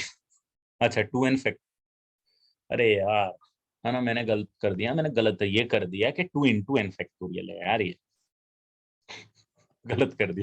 2 into n फैक्टोरियल है यार, मैंने 2n फैक्टोरियल लिख दिया क्योंकि वहां पे लिख गलत दिया था, तो मैंने गलत लिख दिया।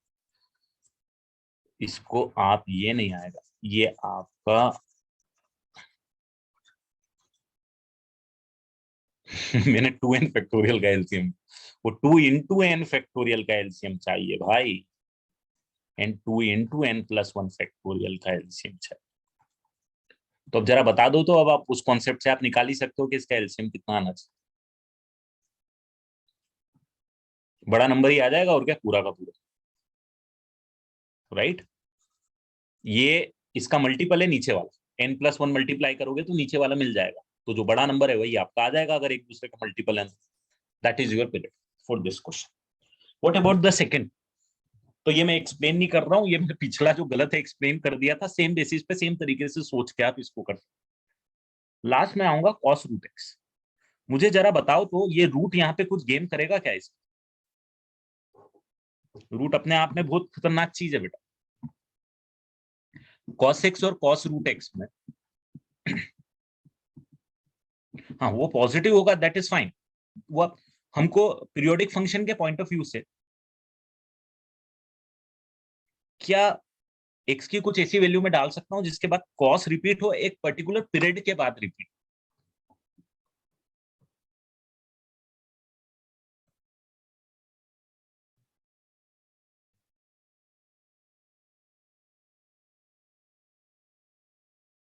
थोड़ा सा इसको आप इमेजिन करो।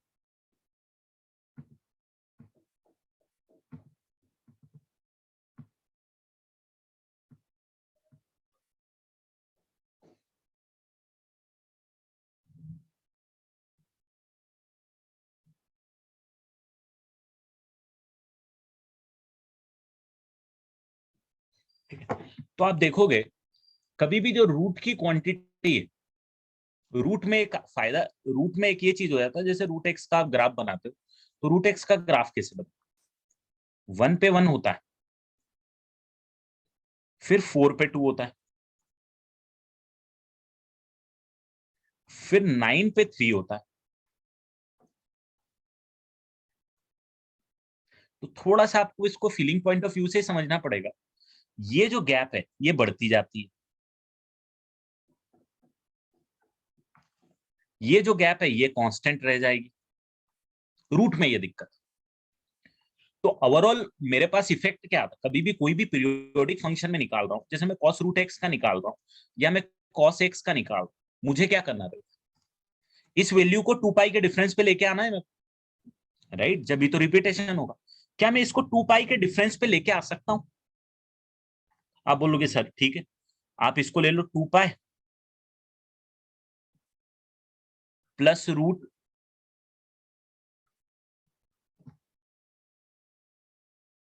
पाई स्क्वायर और 2 पाई प्लस रूट ऑफ, ये आ जाएगा आपके पास 3 पाई। तो 3 पाई की वैल्यू लाने के लिए मैं यहाँ क्या करूं कि जो 3 पाई पे वैल्यू आ रही है मेरे को यहाँ पे आ जाए, मतलब जो 3 पाई पे वैल्यू आएगी कॉस की वो वापस 5 पाई पे आएगी। तो can I equate it with 5 पाई? क्या मैं निकाल पाऊंगा? मैं नहीं निकाल पाऊंगा, मैं नहीं निकाल पाऊंगा क्योंकि ये रूट मेरा गेम करेगा। इसको मैं एक्सप्लेन नहीं कर पाऊंगा, बट आप इसका ग्राफ बना के एक बार देखना, और इसको मैथमेटिकल एक्सप्लेन मैं कर सकता हूँ, बट मैथमेटिकल एक्सप्लेन करूंगा तो वो पूरा एक पेज निकल जाएगा और वो इतना लॉजिकल इंटरप्रिटेशन नहीं आएगा। बट रूट आपके आपको एक गेम करके देता है, रूट ये गेम करके देता है कि इसमें ये जो इनपुट और आउटपुट का जो सीन है ये बढ़ता जाता है। तो ये वैल्यूज जरूर रिपीट होगी, कॉस की रेंज आप -1 से +1 ही लेके आओगे, बट एक्चुअली क्या होगा कि सेम इंटरवल के बाद नहीं रिपीट होगी। अगर ग्राफ आपका ये बन रहा है तो बाद में भी यही बनेगा, बट ये थोड़ा सा क्या हो जाएगा, पतला हो जाएगा। मतलब ये जो साइकिल है ये साइकिल छोटी होती हुई जाएगी, तो पीरियोडिक नहीं बनेगा। अगर ये साइकिल भी छोटी हो रही है तो पीरियोडिक नहीं बन रहा है, क्योंकि ये वाली जो वैल्यूज है सारी वो यहाँ पे रिपीट होंगी, बट ये पीरियोडिक नहीं बनेगा क्योंकि यहाँ से लेके यहाँ तक का जो डिफरेंस है वो सेम नहीं आएगा। तो ये periodic, it's a non periodic function. ये कौन सा फंक्शन आएगा? Non periodic function. जहां भी रूट इन्वॉल्व हो गया वहां पे वो नॉन पीरियोडिक फंक्शन हो जाए। तो थोड़ा फीलिंग से जाना पड़ेगा, और अदरवाइज मैं एक टिपिकल एग्जांपल लेके x प्लस टी लेके करूं या t लेके करूं फिर t मान के करूं तो मैं उसको कॉन्ट्रोवर्शियल प्रूव कर दूंगा, बट वो एक लेंदी मेथड है, बाद में कभी करेंगे अब। बट अभी मेरे को एक और चीज पढ़ानी है तो मैं आपको पढ़ा देता हूँ। एक छोटी सी चीज है बेटा, वो मैं बता देता हूँ। देखो क्या होता है, एक फंक्शन के अंदर अगर दूसरा फंक्शन आता है, मान लो आपके पास log of sine of x आ गया, is it a periodic function? और if yes then tell me the period. Root of sine x आ गया, is it a periodic function? Root के अंदर साइन x आ गया। या e की पावर cos x आ गया। इनको कंपोजिट फंक्शन बोलते हैं, तो मैंने अभी कंपोजिट फंक्शंस पे नहीं गया हूं मैं, बट आपको एग्जांपल जरूर दे रहा हूं।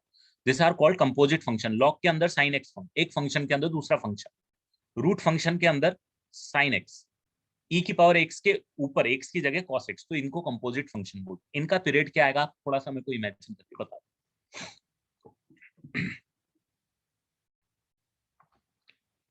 और एक और मैं दे देता हूं sine of cos of x.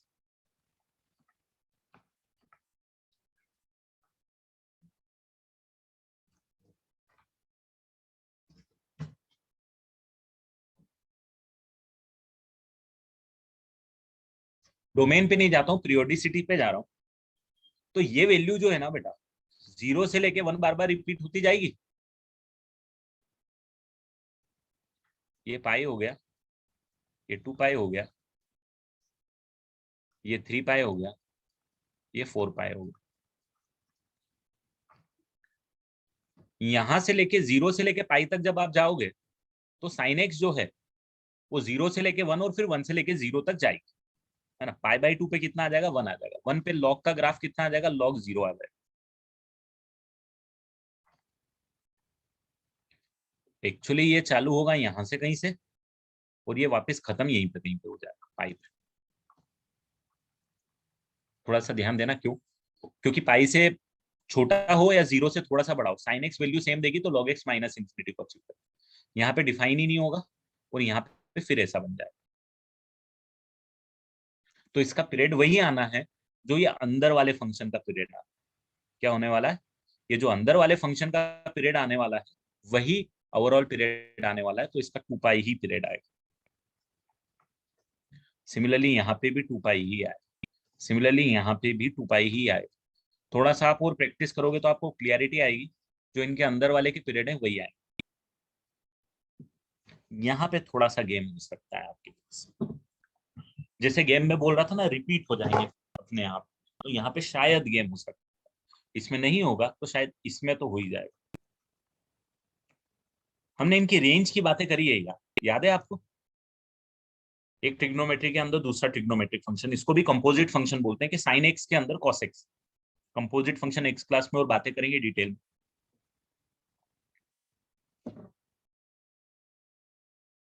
तो अब थोड़ा सा ना इसको फीलिंग से देखना, एक लॉजिक में आपको दूसरा बता रहा हूँ, इसे कोई नियम नहीं है वो, बट एक मेरा करने का तरीका है कि जब लॉजिकल क्वेश्चंस आते हैं तो हम कैसे करेंगे। ये साइन है, अंदर वाला कॉस है, कॉस 0 से चालू करते हैं, 0 पे चालू करेंगे, पाई बाई 2 पे बात करते हैं, पाई बात करते हैं, 3 पाई बाई 2 पे बात करेंगे, 2 पाई पे बात करेंगे। ठीक है,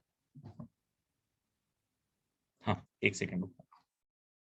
तो 0 पे वैल्यू कॉस की 1 हो जाएगी, पाई बाई 2 पे 0 हो जाएगी, यहाँ पे -1 हो जाएगी। ठीक है, 3 पाई बाई 2 पे 0 हो जाएगी और 2 पाई पे फिर कितनी हो जाएगी, 1 हो जाएगी। तो 2 पाई के बाद तो इसको रिपीट करना ही करना।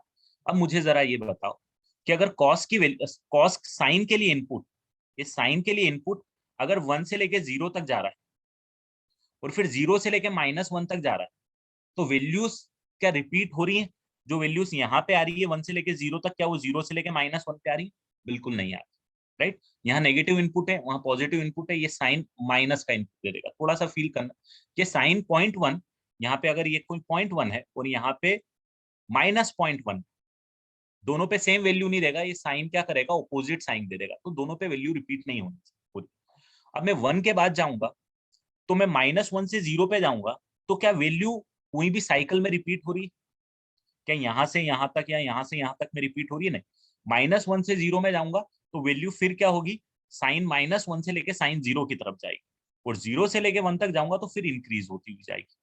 तो यहाँ पे आप देखोगे थोड़ा सा साइन के होने के कारण यहाँ पे रिपीटेशन नहीं आएगा, तो 2 पाई रूट होगा, बट यहाँ पे रिपीटेशन आ जाएगा नेक्स्ट वाले क्वेश्चन। थोड़ा सा सोचना,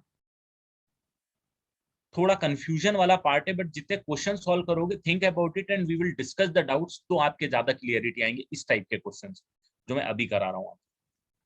है ना, थोड़े से कंफ्यूजिंग है ये वाले लास्ट वाले, बट क्वेश्चन की मैं शीट डालूंगा, उनकी प्रैक्टिस करो, देन यू विल एनालिसिस के कैसे क्या काम है ना। तो सबसे पहले ये कॉस के लिए मैं डाल रहा हूँ कि कॉस अगर एक 0 डालोगे तो ये 1 देगा, पाई बाई 2 डालोगे तो 0 देगा, -1, यहाँ पे 0 और यहाँ पे प्लस। अब आप थोड़ा देखो कि यहाँ से यहाँ में जाने में जो वैल्यूज में चेंजेस आएंगे, सेम चेंजेस यहाँ से यहाँ भी जाने में आएंगे। क्यों आएंगे, इसका रीजन कि ये जो कॉस है, कॉस जो है इसको फर्क नहीं पड़ता यार, कॉस -0.1 लिखूं कि कॉस 0.1 लिखूं, साइन को बेचारे को फर्क पड़ता है। तो इसमें जो 1 से लेके 0 तक जा रहे हो और यहाँ -1 से लेके 0 तक जा रहे हो, भाई साहब सेम ही बात है इसके लिए। और यहाँ से जो यहाँ तक जा रहे हो, यहाँ से लेके जो यहाँ तक जा रहे हो और यहाँ से लेके यहाँ तक जा रहे हो, बात सेम ही है इसमें। तो इसीलिए ये वाली पूरी की पूरी जो बात है ना, ये वाली जो पूरी की पूरी बात है, वो रिपीटेशन यहाँ पे हो रहा है, सिर्फ साइन का डिफरेंस हो रहा है, और साइन के डिफरेंस में बाहर वाले कॉस को फर्क ही नहीं पड़ता। तो इसीलिए इसका पीरियड पाई हो जाएगा, आधा हो जाएगा उससे, कि पाई के बाद रिपीट कर गया। यहाँ पे भी ये जो वैल्यू हो रही है ना, ये साइन पॉजिटिव है, यहाँ पे पूरे में ये साइन पॉजिटिव नेगेटिव साइन के कारण यहाँ पे डिफरेंस आ रहा है, और ये साइन को फर्क पड़ता है कि अंदर पॉजिटिव इनपुट है कि नेगेटिव इनपुट है। तो ये थोड़ा सा एकदम टिपिकल, जब भी कंफ्यूजन हो कुछ इस तरीके से ग्राफिकली, कॉन्सेप्चुअली, लॉजिकली, जो भी आप बोलो उस तरीके से आप सोच सकते हो। ये क्रिटिकल मोस्ट टाइप के क्वेश्चन है कि जहां पे हमको पीरियड निकालने में थोड़ा सा इशू आ सकता है। Cos of minus x is cos of x, तो ये वाला कॉस तो अपनी जगह, इस वाले कॉस ने गेम किया है अपना, बाहर वाले कॉस। तो वो थोड़ा सा आपको ना सोचना पड़ेगा। शीट फॉरवर्ड कर रहा हूँ मैं, और कंपोजिट फंक्शंस है, कंपोजिट फंक्शंस अभी पढ़ा नहीं है, बट मैं पीरियोडिक फंक्शंस के लिए आपको कर रहा हूँ। आप सॉल्व करो, जो क्वेश्चन नहीं आ रहे don't worry about it, we will be discussing those questions. हम एक एक क्वेश्चन शीट पे डिस्कस करेंगे, जो भी आपको डाउट होगा उसको। ठीक है, तो पीरियोडिक फंक्शन थोड़ा सा मैंने आपको जब स्टार्ट किया था, जब मैंने बोला था, नहीं मैंने अपलोड कर दिए साथ लेक्चर, तो मैंने अपलोड कर दिए सारे, पहले ही कर दिए। मैंने शायद इन्फॉर्म नहीं किया ग्रुप पे, but I have uploaded the lecture already. ठीक है, तो मैं क्या बोल रहा हूँ कि हो सकता है आपको चैलेंजेस आए उसके अंदर, हो सकता है कुछ ऐसी चीज आ जाए जो शायद अभी तक नहीं पढ़ी है, क्योंकि अभी और पढ़ना बाकी है। तो don't worry about it, try to understand as much as you can, try to solve as much as you can, refer the solution. If you are understanding fine enough, no issues, but if you are not getting it, let me know, we will be discussing it in the out session. ठीक है, don't worry about it. मैं आपको periodic function की sheet भेज रहा हूँ एक और।